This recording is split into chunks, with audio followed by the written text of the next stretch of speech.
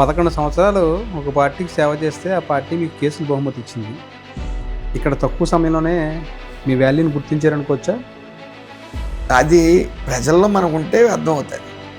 ఏం చూసి ఇచ్చారు సార్ మిమ్మల్ని? అంటే ఫస్ట్ టైం మిమ్మల్ని స్ట్రిక్ట్గా రూల్స్ పాస్ చేసి ఎలా చేరారు సార్ అప్పుడు తెలుగుదేశం పార్టీలో?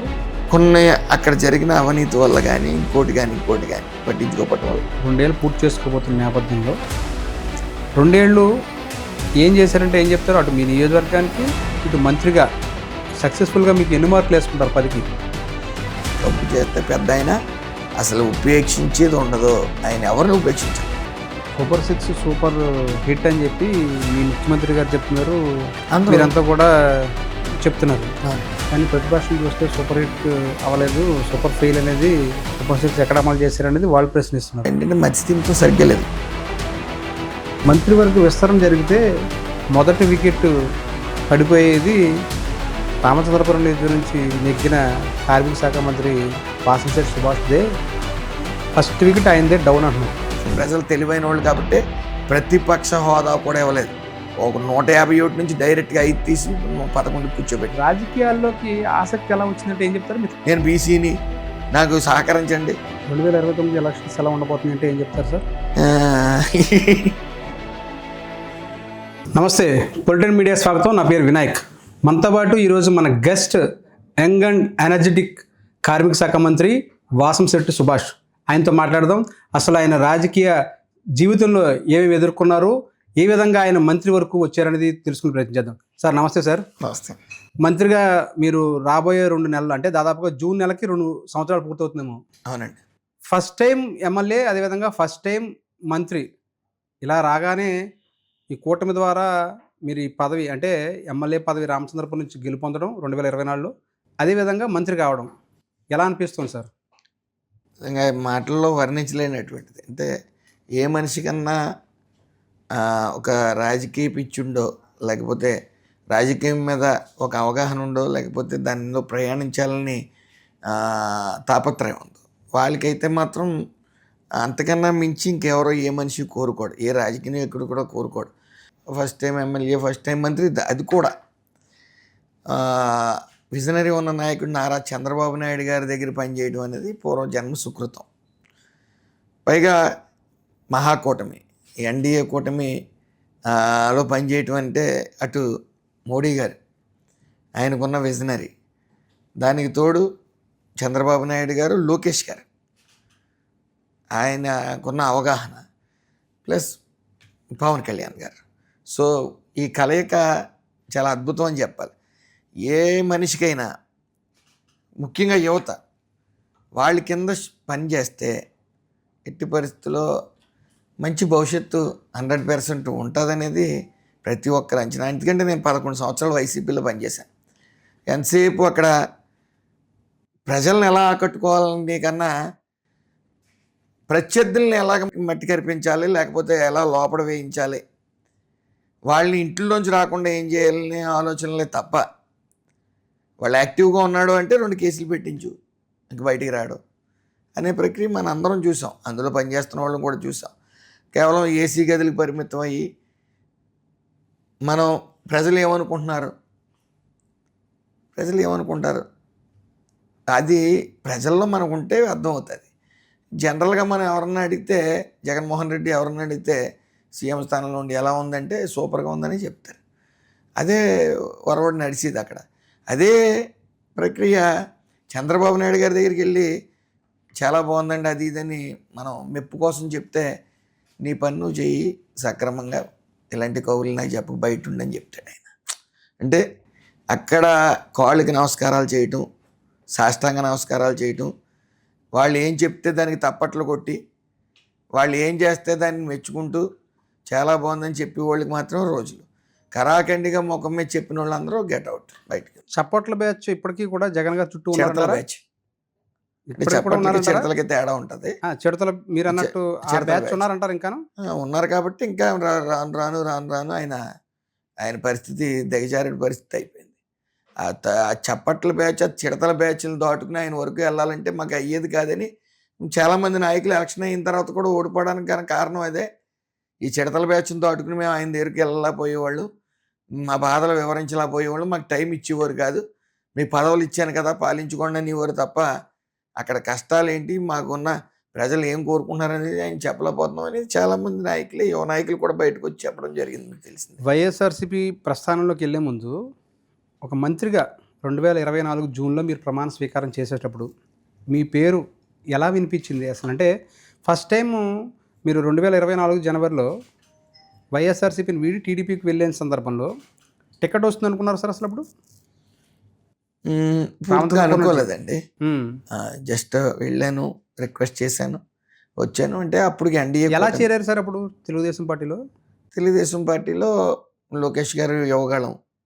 సో ఆ యువగాళం ముందు వద్దాం అనుకున్నా నన్ను బేస్ చేసుకుని చాలామంది మారి వాళ్ళు ఉండి ఈ పాలన నచ్చక, ఈ రాక్షస పాలన నచ్చక బయటకు వచ్చేద్దాం అనుకుని ఇది అందులో కూడా ఉద్యమంలో ఉన్నాను నేను. అన్యాయమైన కేసులు, అల్లరి కేసులు ఎత్తేయాలని చెప్పి. సో నేను ముందుగానే మారితే నాతో పాటు వెనకాల ఉన్న వాళ్ళు కూడా ఇబ్బందులు పడతారని చెప్పి మేమైతే మారిపోవడానికి ఫిక్స్ అయ్యాం వేలాదిగా. అయితే సమయం కోసం ఎదురు చూసాం. సో లోకేష్ గారు నాకు సీట్ ఇవ్వకపోయినా తెలుగుదేశంలో పనిచేసేటవాడిని, ఏమి నన్ను గుర్తించకపోయినా చేసేవాడిని. ఎందుకంటే చంద్రబాబు నాయుడు గారు లాంటి విజనరీ నాయకులు లేకపోతే ఏం జరుగుతుంది రాష్ట్రం అనేది చదువుకున్న వ్యక్తిగా నేను చూశాను. వాళ్ళు పాలన ఒక్క ఛాన్స్ ఇవ్వంటే ఒక్క ఛాన్స్ ఇచ్చిన తర్వాత ఏం జరుగుతుందో కూడా చూసాం. అంటే తండ్రి స్వభావాలు ఉంటాయి, తండ్రి లక్షణాలు ఉంటాయి అనుకున్నాం, కానీ తాత లక్షణాలు వచ్చాయి. అయితే అక్కడ చాలామంది సీనియర్స్ వాళ్ళ ఇంట్లో తిరుగుతున్న వాళ్ళు కూడా అతను సైకో అని క్లియర్గా చెప్పి అతను కూడా వెళ్ళలే. మీకు తెలుసు, అతను కూడా ఎప్పుడు ప్రయాణించలే.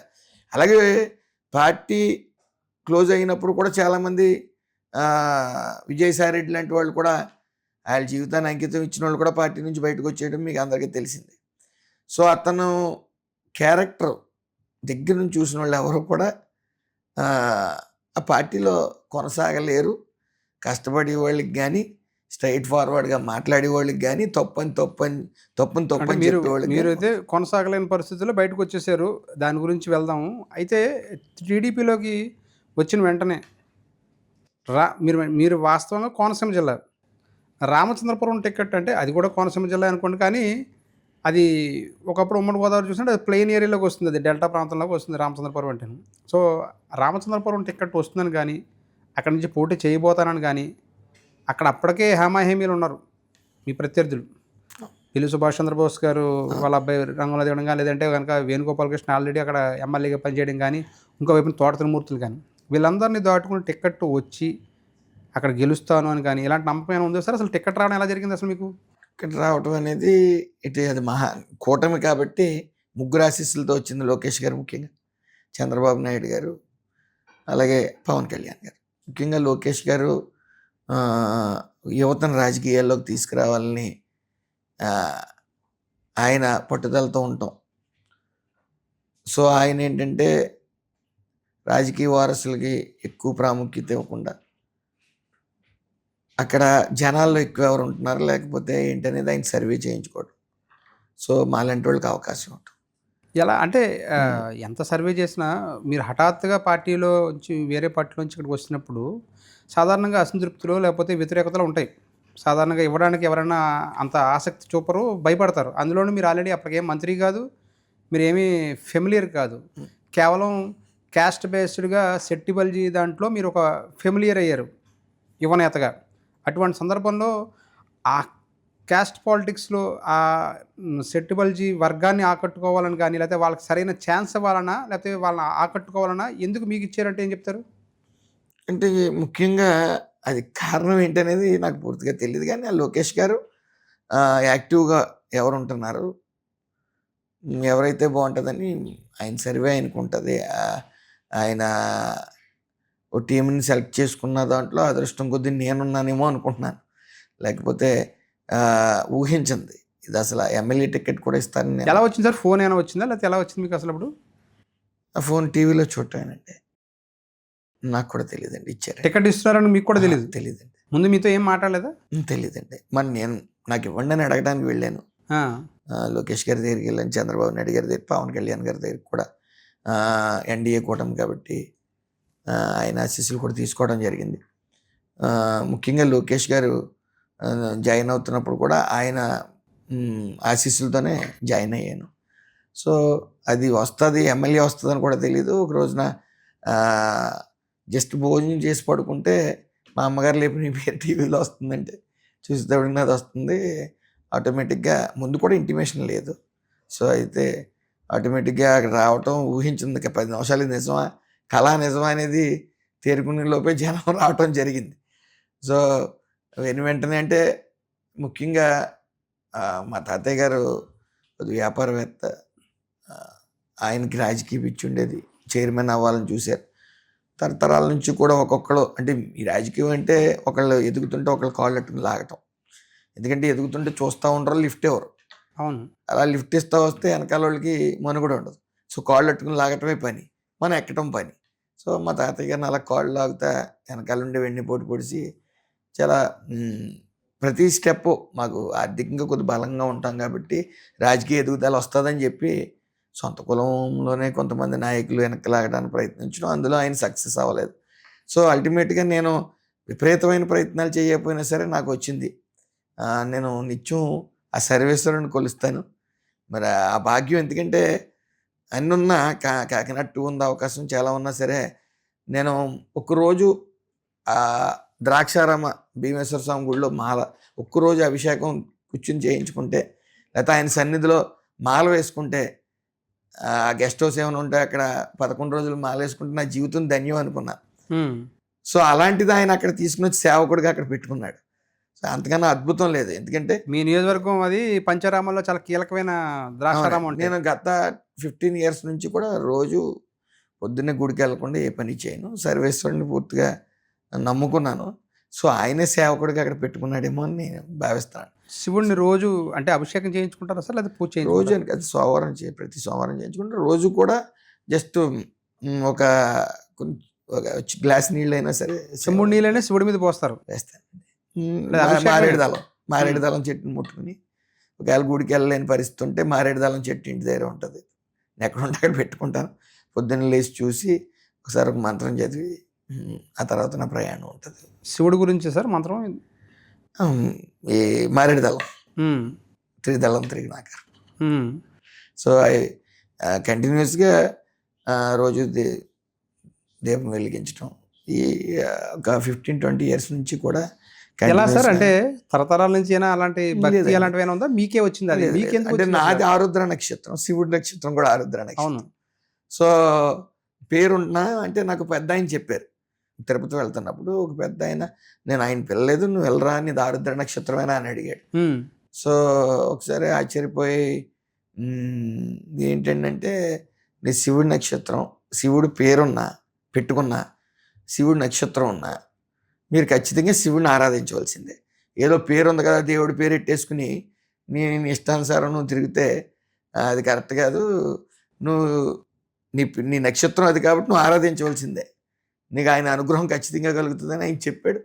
తర్వాత అది మర్చిపోయాను, కానీ కంటిన్యూస్గా పడుకుంటున్నప్పుడల్లా నాకు గుర్తుకొచ్చేది, ఈయన ఇలా చెప్పాడు, నిజంగా భగవంతుడే చెప్పించాడేమో అని చెప్పి నేను ఆలోచించడం మొదలుపెట్టిన తర్వాత ఎప్పుడు సార్ ఒక 15 ఏళ్ళు ఎంత 15 ఏళ్ళ 15 సంవత్సరాలు బట్టి అలా నిత్యం అవునండి శివుడిని ఆరాధించడం అనేది మీకు అలా అలవాటు అయిపోయింది. అవునండి. శివనామ స్మరణ లేకుండా బయటకి అయితే అడుగు పెట్టనండి. ఫస్ట్ పొద్దున్న లేచిన వెంటనే 108 నామాలు కూడా అష్టోత్తరం పూర్తిగా రోజు చదువుకుంటాను. ఏదో టైంలో కారులో ఉన్నప్పుడైనా యూట్యూబ్లో ఆన్ చేసుకుని కంటిన్యూస్గా చదువుతాను. ఇంట్లో పూజ చేస్తారా సార్? ఏమండి?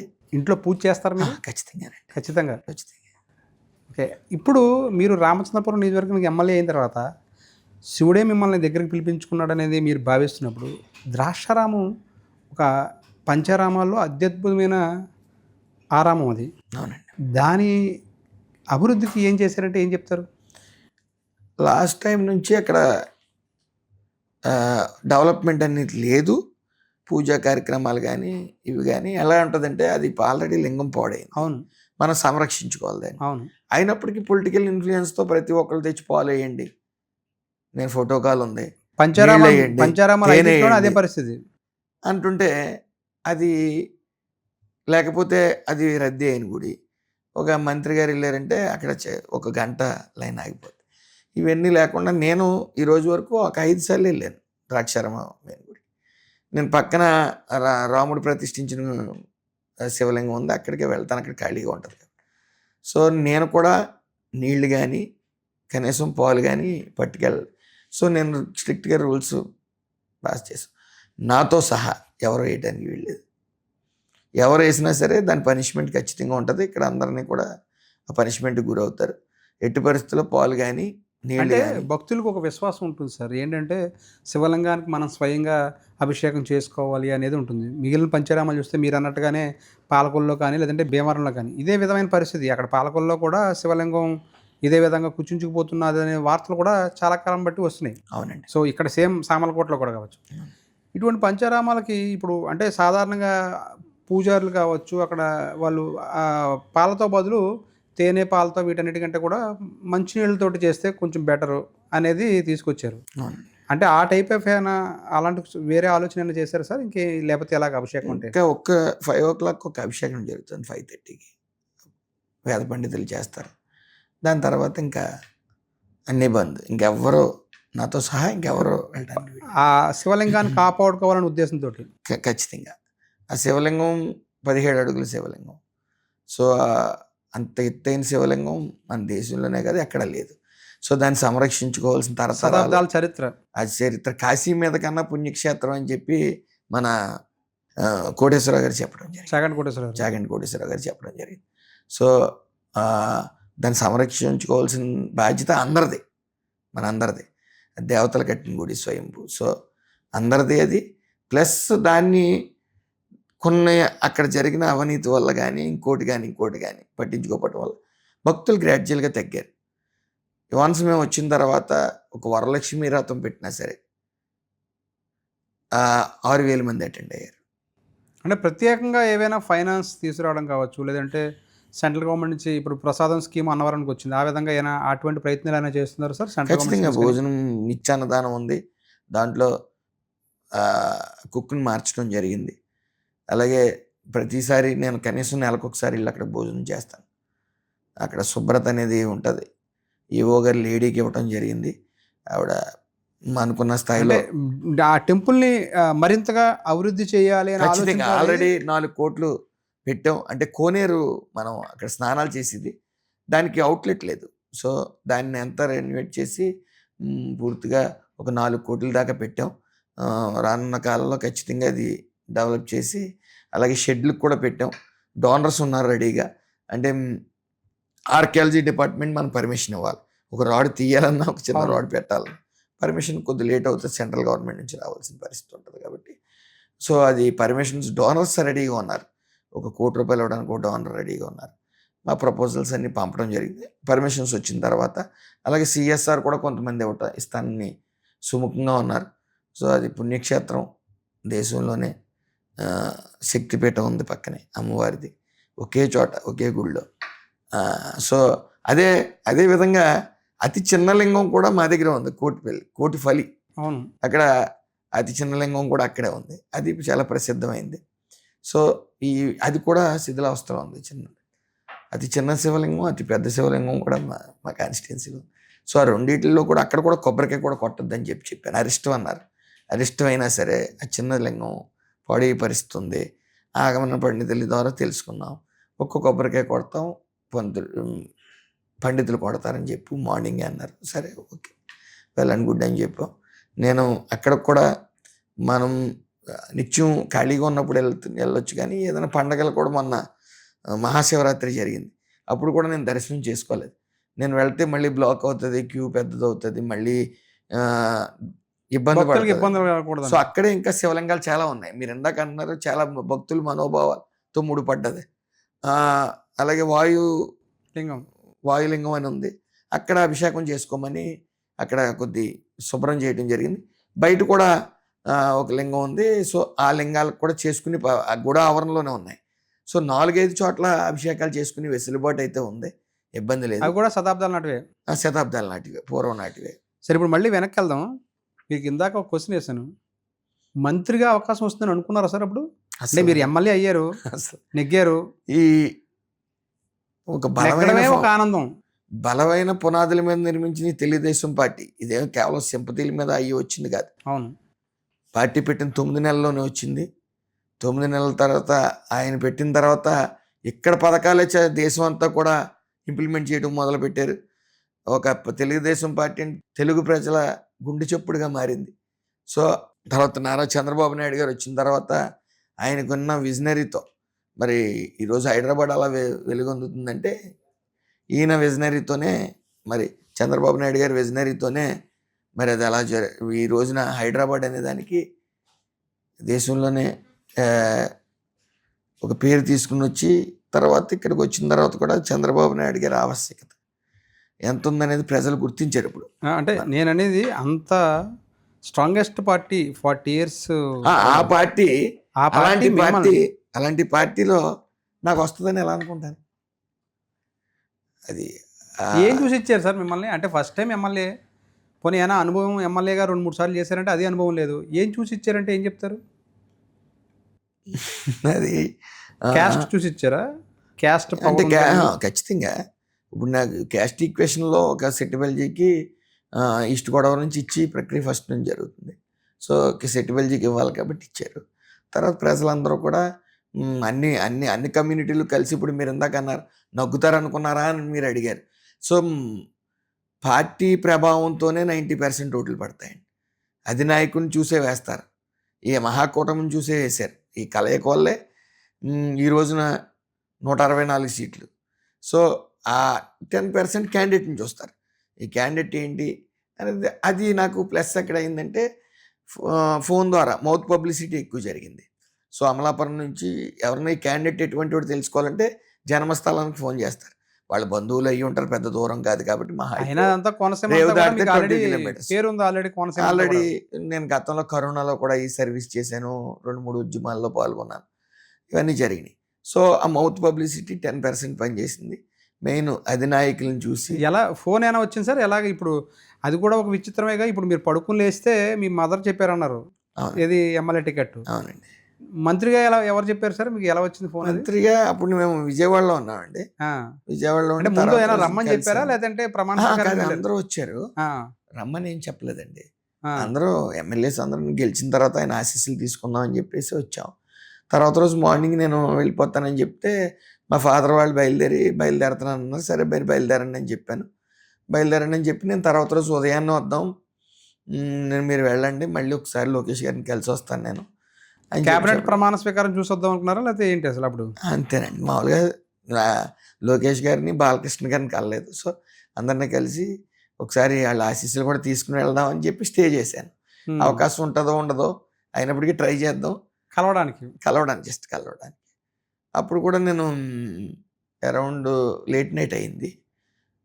లేట్ నైట్ అయితే నేను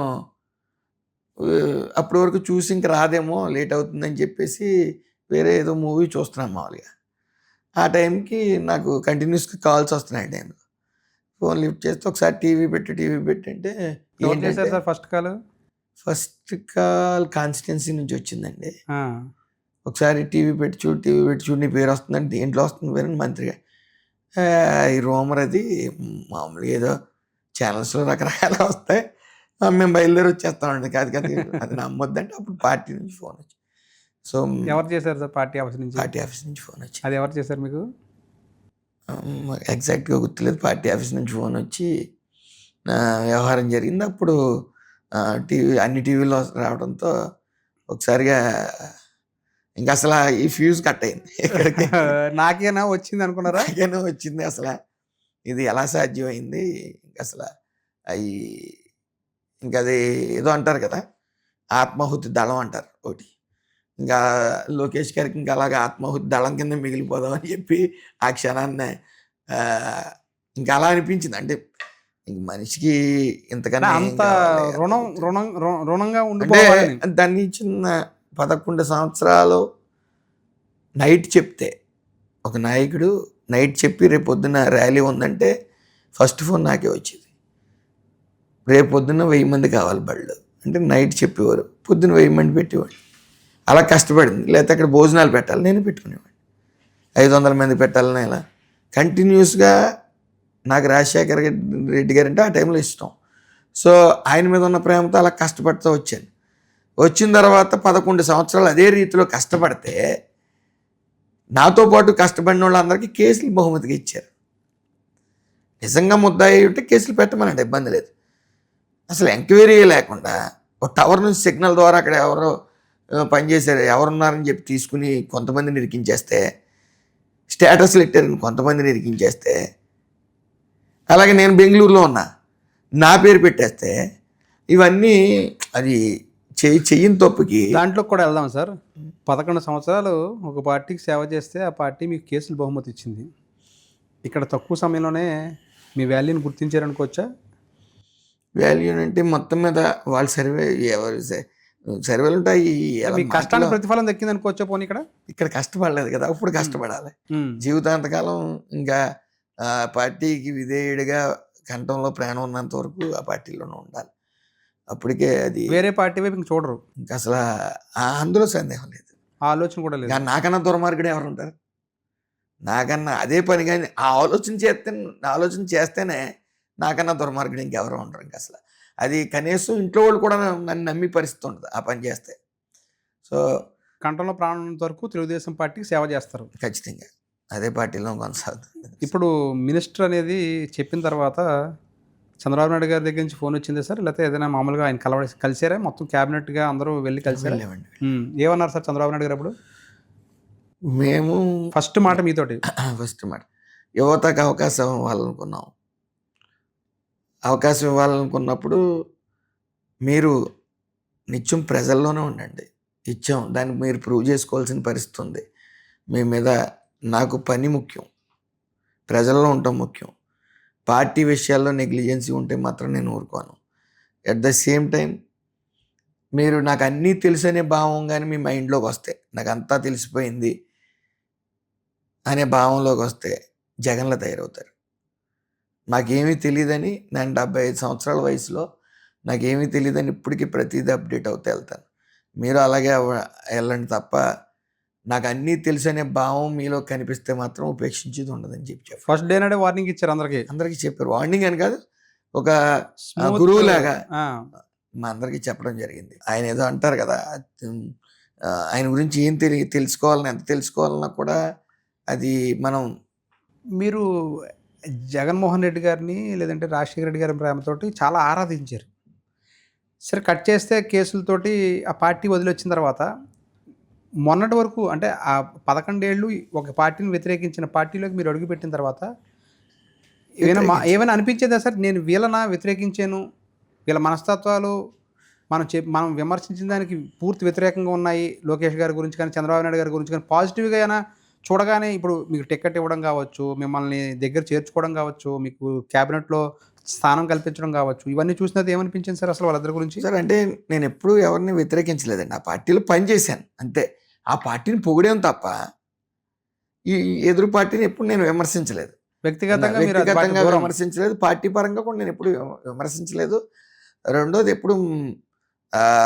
ఎప్పుడన్నా అవతల పార్టీ వాళ్ళు ఆ రోజుల్లో తెలుగుదేశం పార్టీ కానీ పవన్ కళ్యాణ్ గారి పార్టీ కానీ నాకు హోర్డింగ్స్ ఉండి మేము వేసుకుంటామంటే వెల్కమ్ వేసుకోండి అని చెప్పేవాడు. అంటే ఇప్పుడు కూడా చంద్రబాబు నాయుడు గారు చాలా సందర్భాలు అన్నారు, ప్రతిపక్ష నేత నేను నా సర్వీస్లో చాలామందిని చూశాను, అసెంబ్లీలో ఎన్ని పోట్లాడినా ప్రజల కోసం, బయటకు వచ్చేటప్పటికి ఒక ఆరోగ్యకరమైన రాజకీయం నడవాలి, ఒక ఫ్రెండ్లీ రాజకీయం నడవాలి అని చెప్పడం జరిగింది. ఈయన సైకో కదా అసలు. చంద్రబాబు ఏ మచ్చలేని మహనీయుడు, మరి చంద్రబాబు నాయుడు గారి మీద కూడా కేసు పెట్టారంటే అర్థం లేని కేసులు. అంటే మీకు ఆ పార్టీలో రాకముందు వరకు చంద్రబాబు నాయుడు గారి గురించి తెలియదు, అవునవునవునవునవును.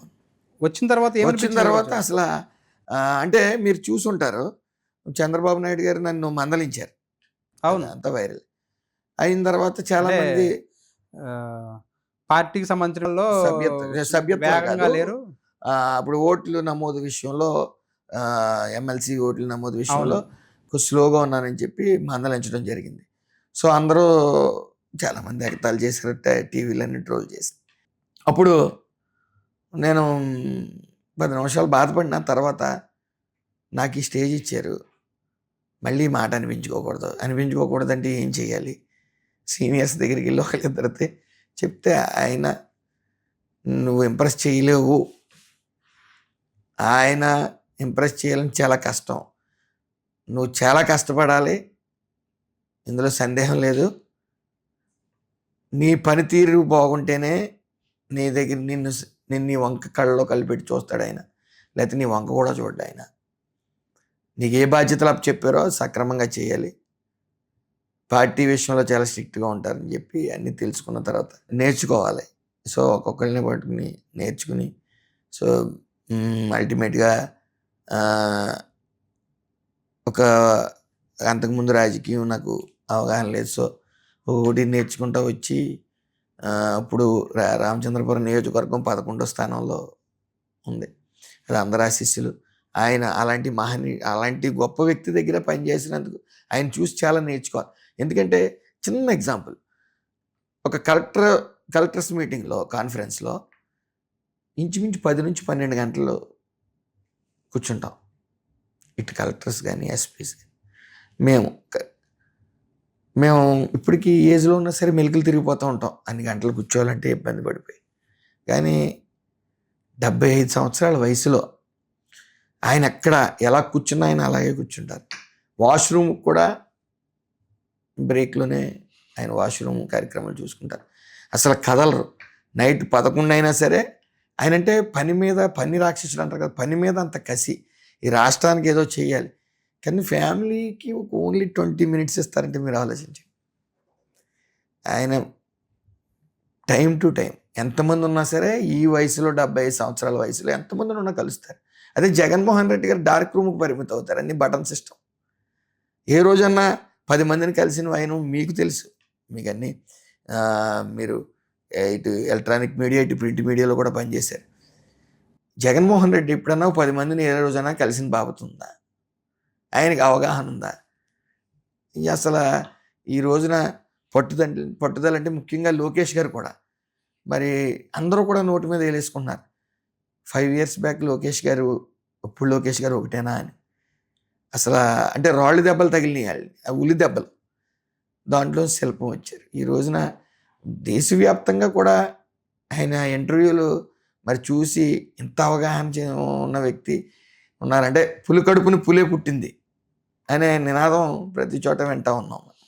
ఇంకోటి సార్, ఇప్పుడు మంత్రిగా 2 ఏళ్ళు పూర్తి చేసుకోబోతున్న నేపథ్యంలో 2 ఏళ్ళు ఏం చేశారంటే ఏం చెప్తారో, అటు మీ నియోజకవర్గానికి ఇటు మంత్రిగా సక్సెస్ఫుల్గా మీకు ఎన్ని మార్కులు వేసుకుంటారు 10కి?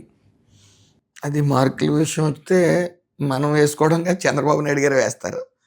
అయితే మీకు ఒక కాన్ఫిడెన్స్ ఉంటుంది కదా, నేను ఇంత కష్టపడ్డాను, ఇంత చేశానంటే, అంటే ఆయన ఇంతలా తిరిగాను అంటే ఖచ్చితంగా చంద్రబాబు నాయుడు గారు నిరంతరం మీ శాఖకి ఏం చేశారో నాకు చెప్తా ఉండాలి. కృష్ణా జిల్లా మీరు ఇన్ఛార్జ్ మినిస్టర్, అందులో యాక్టివ్గా ఉండాలి. అట్ ద సేమ్ టైం కాన్స్టిట్యున్సీలో చూసుకోవాలి. సో దానికి మీ అన్నిటికీ ఇప్పుడు నేను 11th ర్యాంక్లో ఉన్నాను రామచంద్రపురం అన్ని విభాగాల్లోని కూడా. 175 నియోజకవర్గాల్లో సో 11 తీసేస్తే 164 నియోజకవర్గాల్లో మీరు 11వ స్థానంలో ఉన్నారు. అవునండి. ఓకే, అంటే ఇప్పుడు మీకు అంటే మీరు మొదట ఇందాక చెప్పినట్టుగా చంద్రబాబు నాయుడు గారి చేత చివాట్లు తిన్నారు దాదాపుగా. అవునండి. అటువంటి సందర్భం నుంచి ఇప్పుడు 11వ స్థానానికి వచ్చారంటే కొంచెం బెటర్ అయినట్టు అనిపిస్తుందా మీకు? బెటర్ అండి. ఓకే నా విషయంలో పాస్ మార్కులు వచ్చినట్టేనా? 10కి చూసుకుంటే పాస్ మార్కులకైనా మంత్రిగా మీరు పాస్ అయినట్టేనా? పాస్ అయ్యారండి. ఓకే.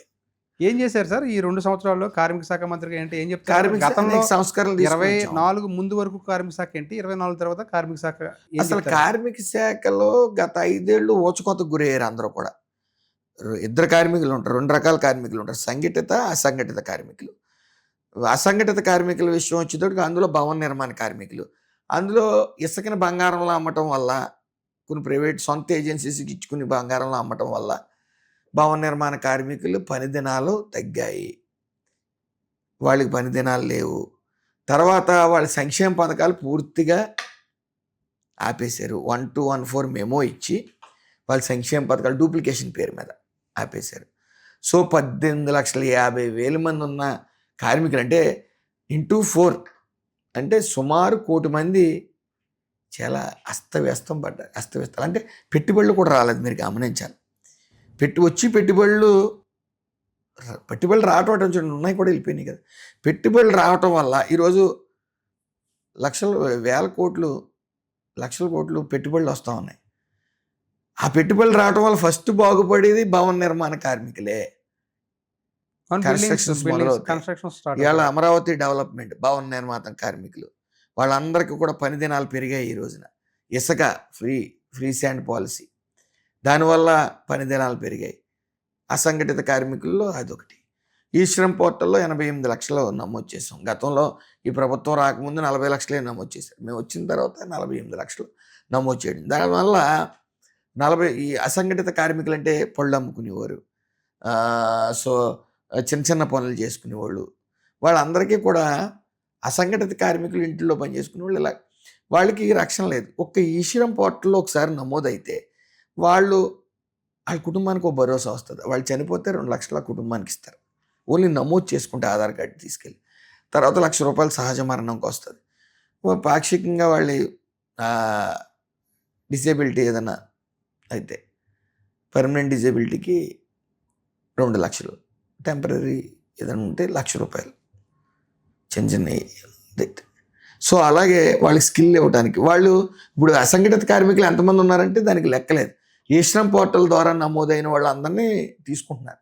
రేపొద్దున అన్ఆథరైజ్డ్ వర్కర్స్ వెల్ఫేర్ బోర్డు అనేది ఒకటి పెట్టమని చెప్పి కొత్త లేబర్ కోడ్స్లో వచ్చింది. సో అందులో నమోదు చేసుకుంటే ఇటు సిఎస్ఆర్ ఫండ్ ద్వారా కేంద్రం, ఇటు సిఎస్ఆర్ ఫండ్ ద్వారా స్టేట్ దాంట్లో ఫండింగ్ వేసి అసంఘటిత కార్మికులకి పూర్తి భరోసా ఇవ్వడం. అలాగే సంఘటిత కార్మికులు 15 లక్షల చిల్లర ఉన్నారు. వాళ్ళ ఆరోగ్యం పట్ల కానీ వాళ్ళు సేఫ్టీ మెజర్స్ కానీ ఎక్కడ తీసుకోలేదు. ఆరోగ్య విషయం తీసుకుంటే మేము వచ్చే ముందు ఈఎస్ఐ హాస్పిటల్స్లో 50 నుంచి 70 ఓపీలు జరిగాయి.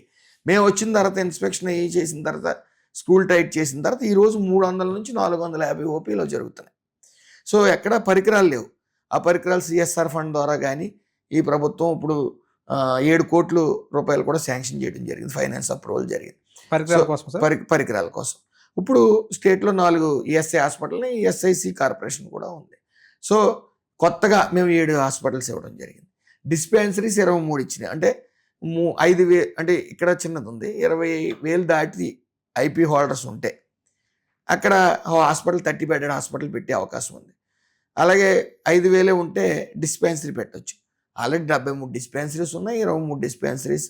అలాగే ఈఎస్ఐ మెడికల్ కాలేజ్ ఒకటి అమరావతిలో పెట్టడం జరుగుతుంది. అలాగే మల్టీ స్పెషలిస్ట్ హాస్పిటల్ కూడా 500 బెడెడ్, 150 బెడెడ్. అవి కూడా సూచనప్రాయంగా కేంద్రం ఆమోదం తెలపడం జరిగింది. 7 హాస్పిటల్స్ గుంటూరు, నెల్లూరు, కర్నూలు ఇవన్నిటిలో కూడా 7 హాస్పిటల్స్ మేము ఆమోదం సైట్ కూడా ఎంత ఖర్చు పెట్టబోతున్నారు సార్ ఈ హాస్పిటల్ నిర్మాణానికి మొత్తం? ఈ హాస్పిటల్ నిర్మాణం 7:1 రేషియో అండి. 7 వాళ్ళు ఇస్తారు, కేంద్రం ఇస్తుంది, 1 మనం ఇస్తాం. సో ఒకవేళ ఈఎస్ఐసికి ఇచ్చేసామంటే పూర్తిగా శాలరీస్ దగ్గర నుంచి మెడిసిన్ దగ్గర నుంచి అన్నీ టోటల్ ఫ్రీ. ఈఎస్ఐ కింద ఉంచామంటే మన కింద ఉంచుకున్నామంటే 7:1 రేషియో. సో ఒక అదనంగా ఒక 7 హాస్పిటల్ రాబోతున్నాయి. 7 హాస్పిటల్స్, ఒక medical college, 150 bedded super specialist hospital, 500 bedded hospital. So వైజాగ్లో ఇప్పుడు 2019-24 మధ్యలో ఇదే కార్మిక శాఖ మంత్రిగా పనిచేసిన అచ్చెన్నాయుడు గారి మీద 14-19 మధ్యలో ఇప్పుడు పనిచేసినప్పుడు ఆయన మీద ఆరోపణలు చేసి ఈఎస్ఐ దాంట్లో పెద్ద ఎత్తున స్కామ్ జరిగిందని చెప్పి ఆయన్ని హుటాహుటిన అరెస్ట్ చేసి తీసుకెళ్ళారు. ఆయన ఫైల్స్ ఆపరేషన్ ఏదో జరిగితే కూడా ఆపరేషన్ ఏదో జరిగితే ఆ సమయంలో తీసుకెళ్ళిపోయారు, ఆయన అరెస్ట్ చేశారు. ఏంటి సార్ అది? మీరు మంత్రిగా వచ్చారు కదా, ఇప్పుడు చెక్ చేస్తే అందులో ఎంతవరకు వాస్తవం అంటే ఏం చెప్తారు? 1% కూడా వాస్తవం లేదండి. అందులో ఏదో ఆ కేసు నిలబడదు కూడా. ఎవరినో ఒప్పుకోమని చెప్పి కొంతమందిని తీసుకెళ్ళి కొట్టడం, అందులో ఏదో డాక్యుమెంటేషన్లో చిన్న తేడా ఉందని చూపించడం, అసలు హాస్యాస్పదంగా ఉంది ఆ కేసు. అదే ఎట్టి పరిస్థితుల్లో నిలబడి కేసు కాదు, అది నిలబడదు కూడా. పెట్టిన కేసులన్నీ కూడా ఓ పొంతం లేదు ఆ కేసులు. వాళ్ళు ఏదో పెట్టాలి, అనగదొక్కాలి, ఎవరిని బయటికి రానివ్వకూడదు, ఓ రాక్షస పాలన సాగించాలి, మనం సంక్షేమ పథకాలు ఇచ్చేస్తున్నాం. సో ప్రజలు ఓటేసేస్తారు, వీళ్ళందరినీ ఇంట్లోంచి రాకుండా చేయించాలి, ఇలాగే ఉన్మాదిలాగా ఆలోచించాడు ఆయన. సంక్షేమ పథకాలు వాళ్ళ సొంత పార్టీ వాళ్ళకి ఇచ్చుకున్నాడు. వాళ్ళ పార్టీలో ఎవరు పని చేస్తున్నాడో రాజకీయ నిరుద్యోగులకి అందరికీ కూడా సంక్షేమ పథకాలు, ప్రతి ఒక్కరికి కూడా డెఫ్ డమ్ము ఆ సర్టిఫికెట్ పెట్టేయడం, అది పరీక్షలకి వాళ్ళకి సంక్షేమ పథకాలు ఇచ్చేయడం. ఇవే ఈయన ఇంకోటి ఒక్కొక్కటి. సార్, ఇప్పుడు అంటే వెనక్కి వెళ్దాం. అసలు మీరు రాజకీయాల్లోకి ఆసక్తి ఎలా వచ్చిందంటే ఏం చెప్తారు? మీ తాతగారి దగ్గర నుంచి ఉన్న ఆసక్తేనా? అంటే ఆయన ఫెయిల్ అయ్యారు కాబట్టి మీ నాన్నగారుకి కూడా రాజకీయాల మీద ఆసక్తి ఉండేది సార్? ఏంటి మీ బ్యాక్గ్రౌండ్ అంటే ఏంటి? ఆల్మోస్ట్ ఆల్ 5 times మేము తాతయ్య గారితో, మా అమ్మగారు కానీ మా తల్లి కౌన్సిలర్గా పనిచేసాం. తాతయ్య గారు అప్పుడు చైర్మన్ కింద పోటీ చేశారు. 26 వార్డుల్లోకి. అమలాపురం మున్సిపల్ అమలాపురం మున్సిపల్ 26 వార్డులు ఉంటే 18 వార్డులు అప్పుడు టీడీపీ గెలిచింది, 6 కాంగ్రెస్ గెలిచింది. అప్పుడు కాంగ్రెస్ ఫస్ట్ నుంచి కాంగ్రెస్ సార్. ఒక ఓటుకు అప్పుడు అవునండి, ఒక ఓటు చైర్మన్కి, ఒక ఓటు కౌన్సిలర్కి ఉండేదండి అప్పుడు. సో ఇప్పుడులాగా ఎన్నుకోవడం కదా, అప్పుడు ఒక ఓటు. అయితే మేము 18తో ఓడిపోయినా సరే, డైరెక్ట్ 18తో ఓడిపోయినా సరే 500 ఓట్లతోనే ఓడిపోయాం. 18 అప్పుడు తెలుగుదేశానికి వచ్చి, 6 కాంగ్రెస్కి వచ్చిన. అప్పుడు క్రాస్ ఓటింగ్ ఆ రోజుల్లో జరిగింది. సో ఈయనకి ఒక కుటుంబం నుంచి, మా వీలునామాలో కూడా రాసిన వీలునామాలో 3 నెలల ముందు ఆయన చావు ఆయనకి తెలిసిపోయింది, ఏంటో తెలియదు కానీ తాతయ్య గారికి వీలునామా రాసి ఎవరికి చెప్పలే, మా చిన్నాన్నగారికి కానీ మా నాన్నగారికి కానీ చెప్పలే. అందులో కూడా మన ఇంట్లోంచి ఎవరో ఒకరు చైర్మన్ అవ్వాలని కోరిక ఇచ్చేసారు. ఏకంగా మున్సిపల్ చైర్మన్ కావాలని కోరుకుంటే మీరు ఏకంగా అంటే అయితే దానికి నేను విశ్వరూప్ గారికి ఆయన గెలుపులో కీలక పాత్ర వహించాను. ఖర్చులు కూడా నేను ఆయన జోబులోంచి చేయి పెట్టకుండా నుంచి సమర్థవంతంగా ఆయన ముందుకు నడిపోయిన టైంలో కొద్ది డోనర్స్ కానీ నా డబ్బు తగలవేసుకోవడం కానీ ఇలా. అయితే తర్వాత మాకు చైర్మన్ ఇస్తానని మాట ఇచ్చారు మా తల్లికి. మా తల్లి గారు 10th కూడా కంప్లీట్ కాలే. అయినప్పటికీ తాతయ్య గారి కోరిక తీర్చాలి అనే నెపంతో ఆవిడ బలవంతంగా, మా నాన్నమ్మగారు ఇంకా బతికే ఉన్నారు, మా ఆయన గారి కోరిక తీర్చమ్మా అని 2 చేతులు పట్టుకుని నా తల్లిని అడిగితే దానికి ఒప్పుకుంది ఆవిడ. అందరూ ఒప్పించిన తర్వాత నమ్మక ద్రోహం చేశారు. మీ మదర్ని కౌన్సిలర్గా పెట్టారు, మదర్కి ఎనామనస్ అయిందండి. మీకు చైర్మన్ ఇస్తానని చెప్పి మోసం చేశారు అనేది అవునండి, అది వాస్తవం సార్? వాస్తవం, మోసం చేశారు. ఎవరిని పెట్టారు సార్ అప్పుడు? మరి అప్పుడు చిన్న ఈక్వేషన్లో ఒక కౌన్సిలర్గా బీసీ లేడీని పెట్టు. అంటే ఎందుకు, అంటే మీకు ఇస్తానన్న పదవి, చైర్మన్ పదవిని అప్పుడు చిన్న ఈక్వేషన్లో కొన్ని పొలిటికల్ డ్రామాస్ జరిగినాయి. ఏం జరిగింది సార్ అప్పుడు? అప్పుడు చిట్టబ్బాయి గారిని, అప్పుడు యాక్చువల్గా చైర్మన్కి పైనుంచి చిట్టబ్బాయి గారు అప్పుడు లోకల్ ఎమ్మెల్యే అయినా, ఆ లోకల్ ఎమ్మెల్యే కాదు, ఇండిపెండెంట్గా నగ్గిన ఎమ్మెల్యే, వాళ్ళు కోడలను పెట్టారు. కోడలు పెడితే విశ్వరూప్ గారు ఏం చేశారంటే, వాళ్ళని ఓడించితే నీకు చైర్మన్ ఇస్తాను మీ తల్లికి, ఓడించేదోలాగా ఇండిపెండెంట్ పెట్టు, కానీ నువ్వు అక్కడికి వెళ్ళి పనిచేయడానికి వీల్లేదు. అంటే ఒకే పార్టీ కదా, ఒకే పార్టీ, రెబల్ పెట్టి గెలిపించు, నువ్వు అక్కడ తిరగకూడదు, ఏదోలా నెగ్గించు. ఆయన ఆల్రెడీ ఇండిపెండెంట్గా నెగ్గిన వ్యక్తి, ఆయన ఎమ్మెల్యేగా. ఆ వార్డులోకి వెళ్ళి మనం ఇండిపెండెంట్ కేసు నగ్గడం అంటే అది మాటలు కాదు, ఒక ఇండిపెండెంట్ క్యాండిడేట్ని పెట్టాలి. సో ఇండిపెండెంట్ క్యాండిడేట్ని అక్కడ పెట్టాను, పెట్టి ఆయన ఓడించాను. వాళ్ళ కోడల్ని, ఒక కోడలు 200 ఓట్లతో ఓడించాం. 900 ఓట్లు పోలవుతాయి. జస్ట్ ఒక ఫోన్, అది ఫేక్ నెంబర్ తీసుకుని దాని ద్వారా అందరిని. అప్పుడు సరే నేను బాగా యాక్టివ్గా ఉండేవాడిని, సోషల్ సర్వీస్ ఎక్కువ చేసేవాడిని. దాంతో అక్కడ సెటిల్జీ సామాజిక వర్గం ఎక్కువ అవార్డు. సో అందరూ నన్ను నమ్మారు. అప్పుడు గెలిచాం ఇండిపెండెంట్.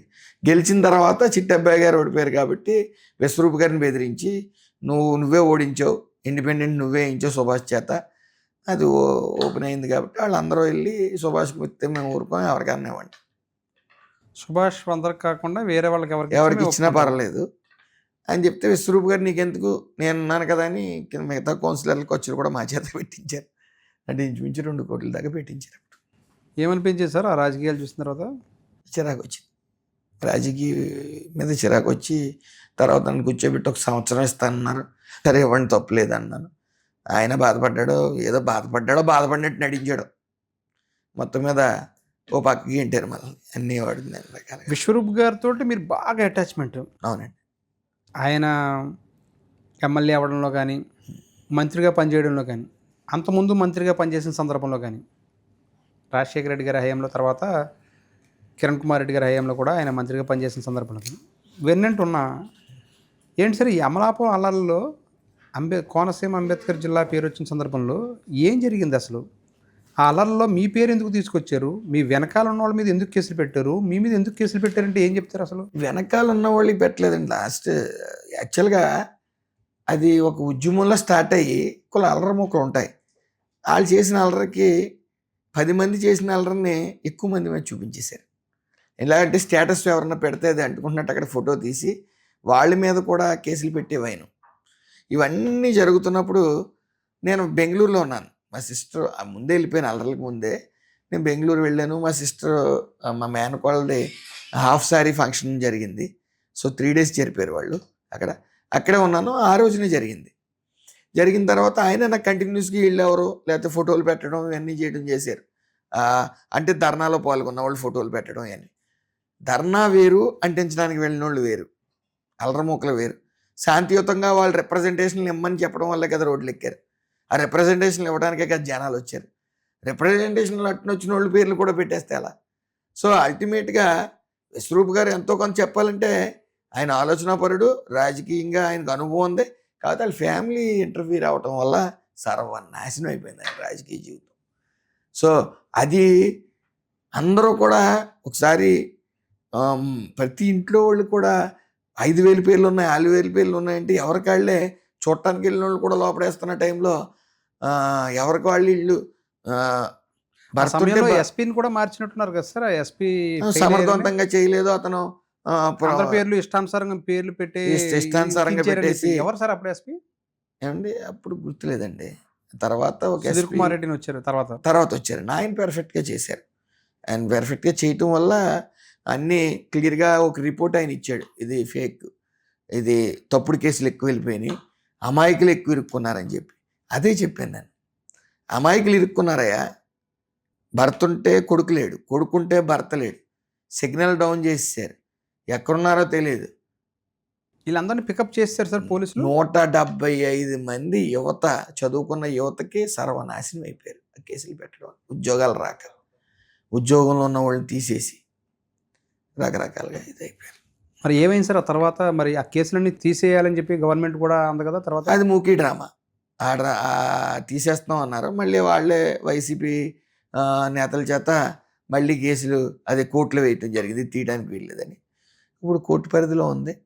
మ్యాక్సిమం బహుశా అవి తీసేస్తారని అనుకుంటున్నాను. ఎందుకంటే అప్పుడు నాయకులు కూడా తప్పు జరిగిందని ఒప్పుకున్నారు, ప్రెస్ ముందుకు కూడా వచ్చి. తప్పు జరిగింది, అమాయకులు ఎక్కువ మంది ఇరుక్కుపోయారని చెప్పి. సో తీయమనే చెప్పాం. ఆ వ్యవహారం తర్వాత విశ్వరూప్ గారికి మీకు మధ్య గ్యాప్ పెరిగింది, వాస్తవమైన సరే అది అదేనా? ఆ కారణం చేతనా మీ ఇద్దరి మధ్య గ్యాప్ పెరగడానికి, మీరు ఆ పార్టీని వీడడానికి కారణం అదేనా? ఆయన గురించి అని కాదు, ఆయన చేసి అసమర్థ పాలన వల్ల. అసమర్థ పాలన వల్ల ఇంచుమించు ఆయన్ని వ్యతిరేకించడం జరిగింది. నేను బయటకు వచ్చిన తర్వాత కూడా ఆయన సైలెంట్గా ఉండమను, ఏదో జరిగిపోయింది, తర్వాత మనం మాట్లాడుకుందాం, రోడ్డు ఎక్కుతున్నాడు ఎందుకు, జనాలకి బెయిల్ కోసం ట్రై చేస్తున్నాడు ఎందుకని కూడా వార్తలు వచ్చి కబుర్లు అందే. నేను కుదరదు, ఇదేదో జరగాలంటే డిఎస్పీ కూడా అప్పుడు వీరారెడ్డి ఎవరో ఆయన పేరు ఏదో ఉంది, సంథింగ్ మర్చిపోయాను, ఆయన కూడా పిలిచి బూతులు తిట్టాడు. ఏమనుకుంటున్నాను, నీకు కండిషన్ బెయిల్ ఉంది, వేసుకోండి అని చెప్పాను. మీ మీద దాదాపుగా ఒక 11 కేసులు 12 కేసులు ఇంకా పెండింగ్లో ఉన్నాయి. లేవండి, అన్నీ పాత ఎప్పటి నుంచో ఉన్న కేసులు అవి క్లియర్ అయిపోయి లాస్ట్ నేను వచ్చేదానికి 3 కేసులు ఉన్నాయి. 2022 6 కేసులు ఉన్నాయి. 307 అటెంప్ట్ టు మర్డర్ కేసు అనేది ఇందులోనేదేనా సార్, లేకపోతే వేరేనా? అంతే, ఇవే మా అల్లరి కేసుల్లోనే ఉన్నాయి. అటెంప్ట్ టు మర్డర్ కేసు కూడా పెట్టినట్టున్నారు మీ మీద? ఎప్పుడు పెట్టలేదండి, అటెంప్ట్ మర్డర్ ఏం లేదు నా మీద. అటెంప్ట్ టు మర్డర్ కేసు కూడా నేను చూశాను సార్. లేదండి, లేదు. అందులోనే ఏమో ఉన్నాయేమో, అందులో 307 ఏమైనా వేసారేమో 307 అల్లరి కేసుల్లో.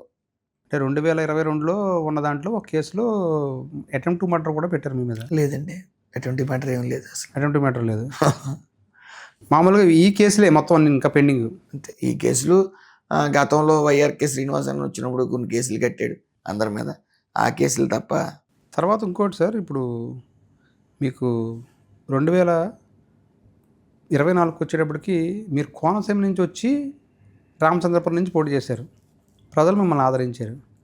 2019లో చూస్తే అదే కోనసీమ ప్రాంతం, మీ అమలాపురం ప్రాంతం నుంచి వచ్చిన చెల్లిపోయిన వేణుగోపాల్ గారిని రాజోలు అదే ప్రాంతం నుంచి వచ్చిన ఆయన చెల్లిపోయిన వేణుగోపాలకృష్ణ గారిని ఆదరించారు. స్థానికుల్లో ఆ స్థాయి నాయకులు లేరనా? లేదంటే ప్రజలు ఎవరైనా సరే సమర్థవంతంగా ఉంటారని భావించారా? ఎందుకు వేశారంటే ఏం చెప్తారు? లేతే మీరన్నట్టుగా పార్టీని చూసి వేశారంటారా? అంతే పార్టీనండి.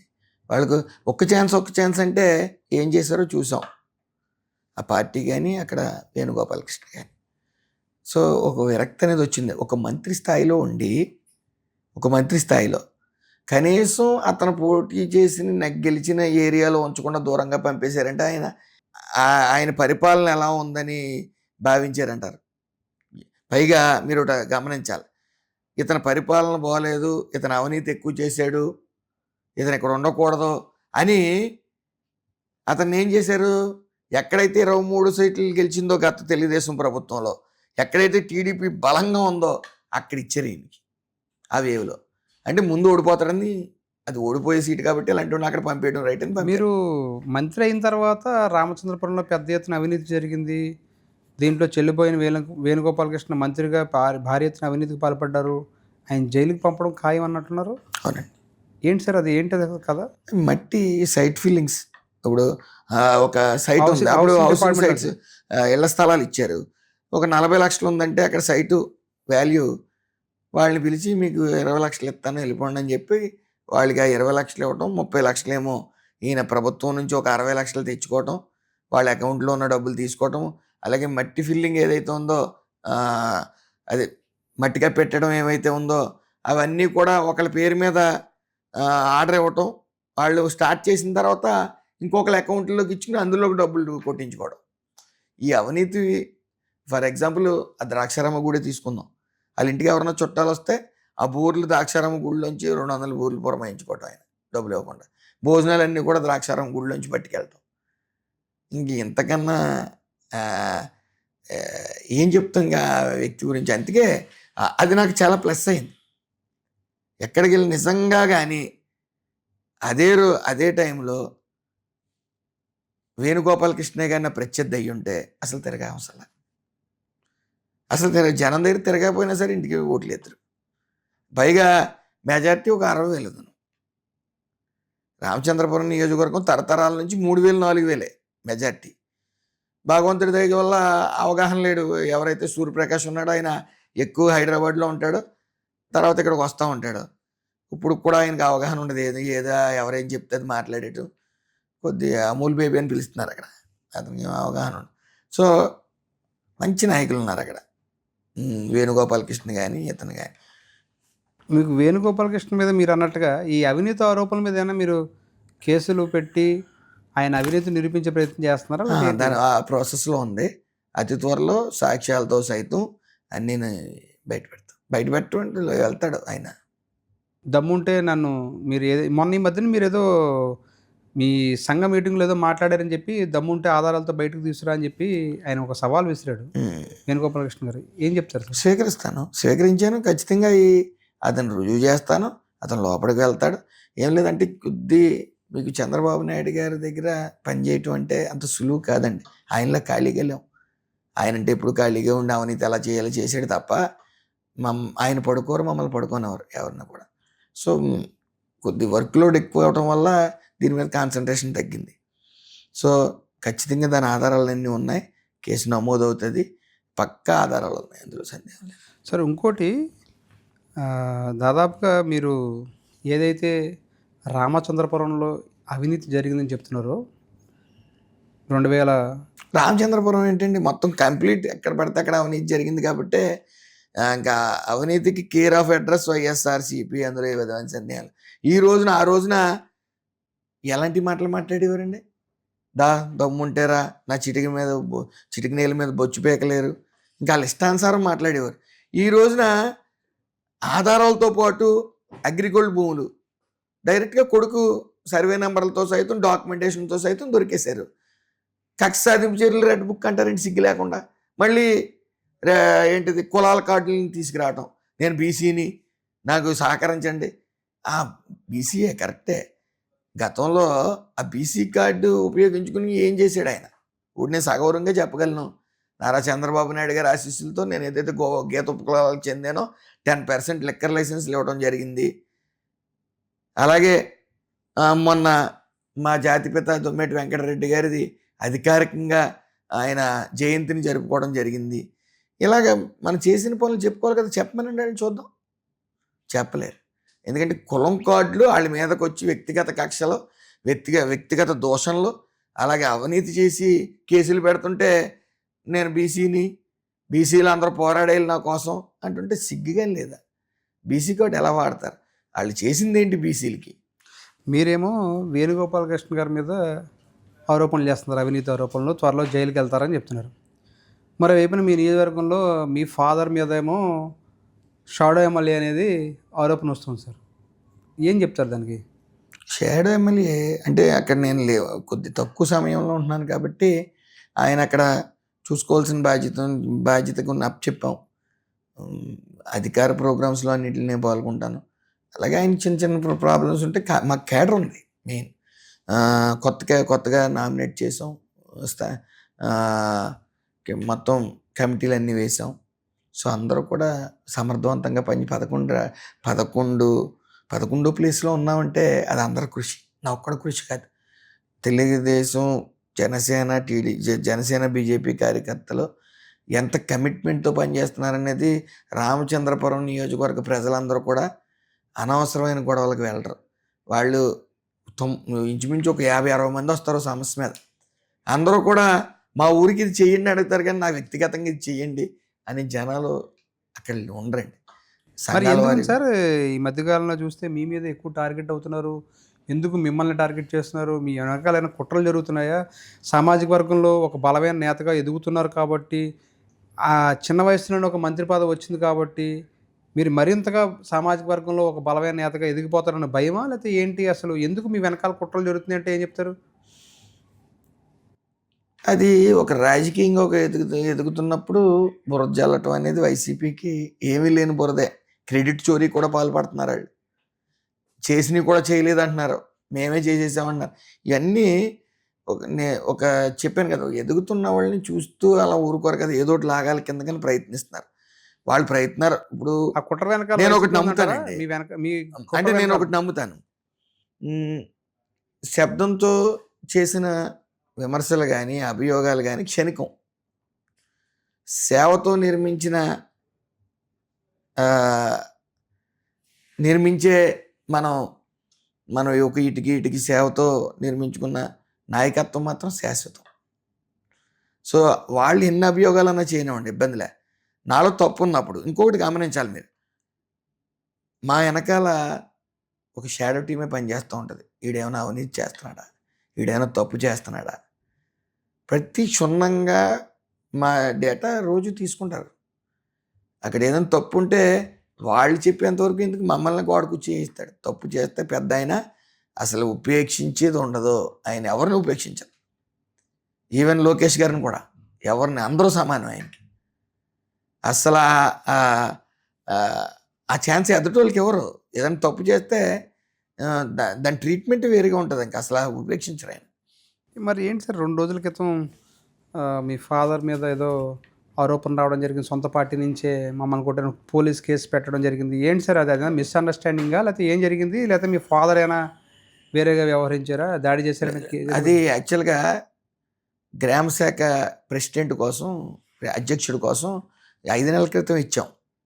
5 నెలల క్రితం ఇస్తే ఒక బ్రాందీ షాప్ దగ్గర 3-4 కార్యకర్తలు దీని గురించి డిస్కషన్ వచ్చి, అప్పుడు గొడవ, వాగ్వాదం జరుగుతుంది కదా, వాగ్వాదం ఇద్దరు మా పార్టీయే, వాగ్వాదం చేసుకోవటం. ఆ వాగ్వాదం చేసుకోవటం అక్కడి నుంచి మా నాన్నగారికి 2 పార్టీలు ఫోన్ చేయడం, ఇలా ఇతను ఎలా అంటున్నాడో అతను అలా అంటున్నాడని వాగ్వాదం చేసుకోవటం. సరే వాళ్ళు ఏదో సర్ది చెప్పి పెట్టేసిన తర్వాత మళ్ళీ బయటకు వచ్చిన తర్వాత కూడా కంటిన్యూస్గా కలబడిపోయి అంత గొడవ అవటం. ఇద్దరు మళ్ళీ మా నాయకులు కలవ చేసుకుని చెప్పినా సరే అది తారస్థాయిలో గొడవ అవటం వల్ల సరే మేము వస్తున్నాం అంటే పార్టీ కార్యాలయంకి రమ్మని చెప్పడం జరిగింది. ఇప్పుడు మీరు గమనించవలసింది, మీరు ఇందాకన్నా నాన్నగారి ప్రమేయం ఉంది. ఇప్పుడు ఏ మనిషి అయినా తిట్టాలనుకున్నా ఉన్నప్పుడు పార్టీ కార్యాలయం పిలిచి తిట్టడం కొట్టడాలు చేస్తారంటారా? చేయరు కదా. అది వాళ్ళు వాళ్ళిద్దరిని బ్యాలెన్స్ చేద్దాం, ఇద్దరు కావాలి అనుకున్న నెపంలో ఈలోగా ఎవరైతే వ్యక్తి అభియోగాలు చేశాడో అతని ద్వారా ఒక వైసీపీ నేత రావటం, వీళ్ళు అతన్ని ఎందుకు తీసుకుని వచ్చామని ఇంకా ఒకసారిగా కలబడిపోవటం. కలబడిపోయిన తర్వాత ఈయన 65 ఏళ్ళ వయసు, ఒకసారి అంతమంది కలబడుతున్నప్పుడు ఒక పక్కకి రావటం. ఇది అతనికి దెబ్బలు తిన్న అతను ఏం చేశాడంటే, ఆయన సత్యం గారు ఉండి కూడా విడదీయలేదు అనే భావంతో అతను ఏం చెప్తున్నా సరే బయటికి వెళ్ళిపోయారు. అలా కాదు, నీకు దెబ్బలు తగిలిని చెప్పి ఒక కార్యకర్తను చెప్పి ఇంజక్షన్ చేయించి ఇంటికాడ దింపండి అని చెప్పడం. అలాగానే అతను జీర్ణించుకోలేక వైసీపీ వాళ్ళు టచ్లోకి వెళ్ళిపోయారు ఒకసారి. వాళ్ళు ఏం చేశారంటే, వాళ్ళ ఇంట్లో అయ్యని వేరేగా ఆయన పేరే పెట్టండి, అసలు కాదు వస్తుందని చెప్పి ఆయన్ని మిస్మ్యానిపులేట్ చేసి పెట్టారు. కేసు పెట్టాడు ఆయన. తర్వాత ప్రెస్ మీట్ కూడా చూసి నేను అవాక్ అయ్యాను. ఇదేంటని నేను ఫోన్ చేస్తే వెంటనే ఫోన్ లిఫ్ట్ చేశాడు. ఫోన్ లిఫ్ట్ చేస్తే ఏంటో ఇది, ఉన్న నిజం చెప్పు, అక్కలేని ఎందుకు చెప్తున్నావు అంటే, అలా కాదండి, కనీసం మీ ఫాదర్ నన్ను విడదీయలేదు, విడదీయనప్పుడు తప్పే కదండి, ఎలా విడదీస్తారా, ఒకసారిగా మీరు 20 మంది మధ్యలో తగిలితే దెబ్బలు తగిలేస్తాయి, ఈ జరిగిన పొరపాట్లు రెండు వైపులా ఉన్నాయి, అది సర్దుదామనే కదా పార్టీ ఆఫీసులో 11 గంటలకు పిలిచింది, నీ మీద ద్వేషంతో కాదు కదా, నువ్వు ఫోన్ చేసావు కదా, నువ్వు ఫోన్ చేసి మాట్లాడావు కదా, వాళ్ళు ఫోన్ చేశారు కదా అని చెప్తే, సరే అండి అయితే వస్తున్నానండి, నేను మళ్ళీ కార్యాలయం ఆఫీస్ దగ్గర ఉంటూ వచ్చాడు ఆయన. లేదండి మీ నాయకత్వాన్ని బలపరుస్తాను నేను, అసలు పైగా నారా చంద్రబాబు నాయుడు గారండి నాకు అభిమానం, నేను తప్పు చేశానండి అని చెప్పారు. సరే నీ ఇష్టం, నువ్వు కేసులు ఉపసంహరించుకుంటావో ఉంచుకుంటావు అనేది నీ ఇష్టం, కానీ జరిగినట్టు చెప్పు, అంతే కావాలంటే సరే అండి అయితే వెంటనే అక్కడి నుంచి వెళ్ళి జరిగినట్టు చెప్పారు. నేను వాళ్ళ మీద కూడా కేసులు ఉంచమని చెప్పాను. జరిగిన తప్పు బయటికి వెళ్తే ఏదో బెదిరించో భయపెట్టో తీసేసామని అంటారు. సో పార్టీ కూడా అట్ ద సేమ్ టైం ఏం జరిగిందనేది ఖచ్చితంగా డేటా తీసుకుంటుంది. దాంట్లో అక్కడ ఏం జరిగిందనేది మాకు జోనల్ ఇన్ఛార్జ్ ఉన్నారు, ఇన్ఛార్జ్ మినిస్టర్ గారు ఉన్నారు, అన్నీ తీసుకుంటారు, అవి చెప్తారు. జరిగిందంతా తెలిసింది. సో జరిగింది, కేసులు అయితే కొనసాగుతున్నాయి అలాగా. అయితే ఇది ఏంటంటే ప్రతి పార్టీలో ఉండి గొడవలే, చిన్న విషయాన్ని పెద్ద చేసే పార్టీలు. కానీ ఒక్కసారిగా ఆ ఉద్రేకంలో ఆ లిక్కర్ సేవించి ఉన్నారు కాబట్టి తారస్థాయిలో ఒక కన్ను దగ్గరికి బలమైన దెబ్బ తగలటం వల్ల కన్ను వాసిపోవడం చాలా పెద్ద గొడవ కింద కనపడ్డది అది. సో అల్టిమేట్గా అతను తర్వాత గ్రామ ప్రెసిడెంట్ నాకు ఇవ్వండి నెక్స్ట్ టైం అని అడిగాడు. ఆయన మొన్న ఆశించాడు. సరే తప్పకుండా చేద్దాం అన్నాం. నేను ఈ పార్టీలో ఉంటాను, మళ్ళీ వాళ్ళు ట్రై చేశారు కేసు తీయొద్దు అది ఇదని చెప్పాడు. నన్ను అనవసరంగా నన్ను ఇచ్చేశారు, నేను ఆ పార్టీ వదిలి రాను, మాకున్న నాయకులు సమర్థవంత నాయకులు అని ఓపెన్గా చెప్పాడు. అదే మాట చెప్పాడు. అంత సద్దుమడిగింది. అతను పార్టీ ఆఫీస్కి వస్తున్నాడు. దీన్ని వైసీపీ వాడుకోవడానికి ప్రయత్నం చేస్తుందంటారా? వైసీపీని పూర్తిగా వాడుకోవడానికి, దాన్ని ఏ రకంగా అభియోగాలు చేయాలి చేయమనండి. అభియోగాలు చాలా చేశారు. అభియోగాలు అది అన్నారా, అవినీతి చేసేస్తున్నారన్నారా, అది అన్నారు, ఇది అన్నారు, చూపించమన్నాను. నేను దేనికైనా సిద్ధం. అవినీతి చేశాడు అంటే దేనికైనా సిద్ధం. వచ్చిన శాలరీని ప్రజలకు ఇస్తున్నాను, నా డబ్బులు కూడా వేసుకుని ఇస్తున్నాను. అది ఈ రోజు నుంచి కాదు, నేను ఎప్పటి నుంచి ఇస్తూ ఉంటాను, కష్టాన్ని చూసి ఇస్తాను. అలాగే చంద్రబాబు నాయుడు గారు అర్హులను ఎవరిని పార్టీ పరంగా పక్కన పెట్టద్దు, అర్హులకి ఇవ్వండి. గత వైసీపీ ప్రభుత్వం మీరు చూశారు, అర్హత ఉన్న తీసి పడేసేవారు తెలుగుదేశం పార్టీ అంటే. కాకపోతే మా పార్టీ వచ్చిన తర్వాత అలా ఇప్పుడు తీలే. అర్హత ఉంటే ఉంచేయండి, అర్హుడిని మాత్రం తీయొద్దు, అతను ఏ పార్టీ అయినా పర్లేదు. చాలామంది మొన్న నేను ఒక ఇంటికి వెళ్ళాను, ఇంటికి వెళ్తే కార్యకర్తలు వస్తే తీసుకోరంట. గవర్నమెంట్ నుంచి వస్తుంది, కార్యకర్త వచ్చి ఇవ్వటం ఏంటి అనే అభియోగం చేశాడు. చేస్తే మేము 4,000 సమర్థవంతంగా ఇస్తున్నాం, అప్పులు పాలు అయిపోయిన రాష్ట్రాన్ని ఈరోజు 250 పెంచుకుంటా రాలే, దొంగ హామీలు ఇచ్చుకుని రాలే, ఒక్కొక్కటి సూపర్ 6 అమలు చేస్తాను, సాధ్యం కాదని అన్నారు, అమలు చేసాం. మేము సమర్థవంతంగా అందరికీ అందుతుంది, టైంకి అందుతుందా లేదా అని చంద్రబాబు నాయుడు గారు కార్యకర్తలు అందరూ వెళ్ళి చూడండి అని చెప్పారు. దానికి కూడా తీసుకొని అంది ఆవిడ. అందరూ ఉద్రేకపడ్డారు, మీరు వస్తే మేము తీసుకోం, అధికారులు వస్తేనే తీసుకుంటానని ఒక ఫ్యామిలీ చెప్పారు. వాళ్ళకి అర్హత ఉంది, తినడానికి కూడా తినలేదు. వాళ్ళ అబ్బాయి కేకలేసాడు, కేకలేస్తే వాళ్ళ అబ్బాయి వెళ్ళిపోయిన తర్వాత అడిగాం, అమ్మ నీకు వద్దా అని. బాబు వాడు అలాగే అంటాడు, నన్ను చూడట్లేదు, నాకు అన్నం పెట్టట్లేదాడు, నాకు ఒక గుప్పుడు బియ్యం పెట్టడాడు, ఆడి మాట్లాడుకుని వద్దని నేను ఎందుకంటే నాకు ఇవ్వండి బాబు అన్నాడు. అంటే తండ్రికి తిండి ఎట్టలేడాడు నాయకుడు, తల్లికి ఆడే వద్దు అంటున్నాడు వచ్చి. వైఎస్ఆర్సీపీ సార్ అది. వాళ్ళకి వాళ్ళు తీసుకుని వాళ్ళకి శిక్షణ అలాగ ఉంది. సో ఏదన్నా మంచి చేయాలన్నప్పుడు మంచి చేస్తే వెళ్ళండి. సీఎంఆర్ఎఫ్ కూడా మీరు గమనించండి, పార్టీని చూసేవట్లే. ఈరోజు 15 రోజులకు ఒకసారి సీఎంఆర్ఎఫ్ వస్తుంది. గతంలో 3 నెలలు, 4 నెలలు, 5 నెలలు పట్టేది. ఈ రకంగా మేము 15 రోజులకి ఇస్తున్నాం, అందరికి ఇస్తున్నాం. సూపర్ 6 సూపర్ హిట్ అని చెప్పి మీ ముఖ్యమంత్రి గారు చెప్తున్నారు, అందరూ మీరంతా కూడా చెప్తున్నారు. అవునండి. కానీ ప్రతిపక్షం చూస్తే సూపర్ హిట్ అవ్వలేదు, సూపర్ ఫెయిల్ అనేది, సూపర్ 6 ఎక్కడ అమలు చేశారు అనేది వాళ్ళు ప్రశ్నిస్తున్నారు. అలాగే ఏంటంటే మతిస్థిమితం సరిగ్గా లేదు. విజనరీ ఉన్న నాయకుడు చంద్రబాబు నాయుడు గారండి. ఆయన వీళ్ళకి మతిస్థిమితం పోతుందని ఆయన ముందే గ్రహించారు ఆయన. ఎందుకంటే వాళ్ళు ఎలా ఇబ్బంది పెట్టారు, కేసులు పెట్టి ఇబ్బంది పెట్టారు. ఆయనకి ముందే విజనరీ ఉంది, నేను సంక్షేమ పథకాలు సమర్థవంతంగా అమలు చేస్తాను ఇవన్నీ, అందుకే నేను హామీ ఇచ్చాను. ఎట్ ద సేమ్ టైం పెట్టుబడులు బలంగా నేను తీసుకురాగలుగుతాను, ఆత్మవిశ్వాసం అంటారు దాన్ని. అలాగే అభివృద్ధిని సక్రమంగా చేయగలుగుతాను అని ఆయన నమ్మకంతోనే ఇవన్నీ వస్తున్నప్పుడు ఇవన్నీ చేస్తే వాళ్ళ మానసిక స్థితి ఇబ్బంది పడతారు, వాళ్ళు మానసికంగా పిచ్చెక్కి పరిస్థితి ఉంటుంది అని ఆలోచించే ఆయన చాలా తెలివిగా ఇదే వైజాగ్లో యోగా డే నిర్వహించారు. 3,50,000. ఎందుకు అనుకుంటున్నారు? వీళ్ళు మానసికంగా ఇబ్బంది పడతారు, కొద్దిగా యోగా ఇవి చేస్తే మానసిక ఉల్లాసం కలుగుతుంది, కొద్దిగా స్టేబుల్గా ఉంటారని చెప్పారు. దాన్ని వాళ్ళు ఏదో చేయటం వల్ల ఆరోగ్యం వస్తుందంట అవి అని మీకు తెలుసు, చాలా అపహాస్యం పాలు చేసుకుని మాట్లాడారు. ఈ రోజున వాళ్ళు ఎంత ఇబ్బంది పడుతున్నారు. అదేదో గన్ అన్నాడు కదా మొన్న మావిగా. అదే మావిగా అది కూడా ఏంటి సార్, అది జగన్మోహన్ రెడ్డి గారేమో మీరేమో అమరావతికి చట్టబద్ధత వచ్చింది, అమరావతిని ఎవరు కదపలేరు అంటున్నారు. ఆయనేమో కొత్త ప్రతిపాదన తీసుకొచ్చారు మావిగానని. మచిలీపట్నం, విజయవాడ, గుంటూరు ఈ 3 ప్రాంతాలను ఒక కారిడార్గా అభివృద్ధి చేస్తే, ఇప్పుడు ఇవాళ కూడా చూసాం 20,000 కోట్ల రూపాయలు ఖర్చు పెడితే రాజధాని పూర్తి అయిపోతుంది. ఇక్కడ చూస్తే మౌలిక సదుపాయాలకి 2 లక్షల కోట్ల రూపాయలు అమరావతి ఖర్చు పెట్టాలి. ఏం చెప్తారు సార్? అసలు ఇతనికి ఒక పిచ్చి ఉందండి. ఏంటి, ప్రతి దాని మీద పిల్లోడు బెల్ట్ మీద అతని ఫోటో, ఆ సరిహద్దు రాడి మీద ఫోటో, పాస్బుక్ల మీద ఫోటో, ప్రతి చోట ఈ గన్ అనేది రావాలని మావి గన్ అని పెట్టాడు. అతనికి జగన్ ఉంది కదా, ఈ గన్ను అతనే చెప్పేసుకున్నాడు మళ్ళీ. అయితే అతను మచిలీపట్నం, గుంటూరు ప్లస్ విజయవాడ ఇవన్నీ ఆల్రెడీ అమరావతి లిమిట్స్లోనే కలిపారు కదా, ఇంకా కొత్తగా కలపమంటే ఈ మావి గన్ అంటే అది గమనించాలి. అమరావతి అనే పేరు వచ్చింది ఎందువల్ల వచ్చింది? అమరేశ్వరుడు, అక్కడ పుణ్యక్షేత్రం ఉంది. ఆయనకి హిందూ దేవుళ్ళు అంటే పడదు, మీకు తెలుసు కదా. శ్రీవారిని లడ్డూలో ఏం జరిగిందో ఇప్పుడు మళ్ళీ ఆ పుణ్యక్షేత్రం పేరు తీసేయాలి ఆయనకి. సో మావిగన్న నెట్టాడు ఆయన. అలా ఆల్రెడీ మచిలీపట్నం కలిసే ఉంది ఇప్పుడు ఇందులో అమరావతి లిమిట్స్లో. విజయవాడ కలిసి ఉంది, గుంటూరు కూడా చాలా మట్టుకు కలిసి ఉంది. ఇంకా కలపమంటాడేంటి? అద్దం పక్కన హైవే పక్కన భూములు ఇస్తారా డెవలప్మెంట్కి? ఎక్కడ ఖాళీ ఉంది? ఏం మాట్లాడుతున్నాడు ఆయన అసలు?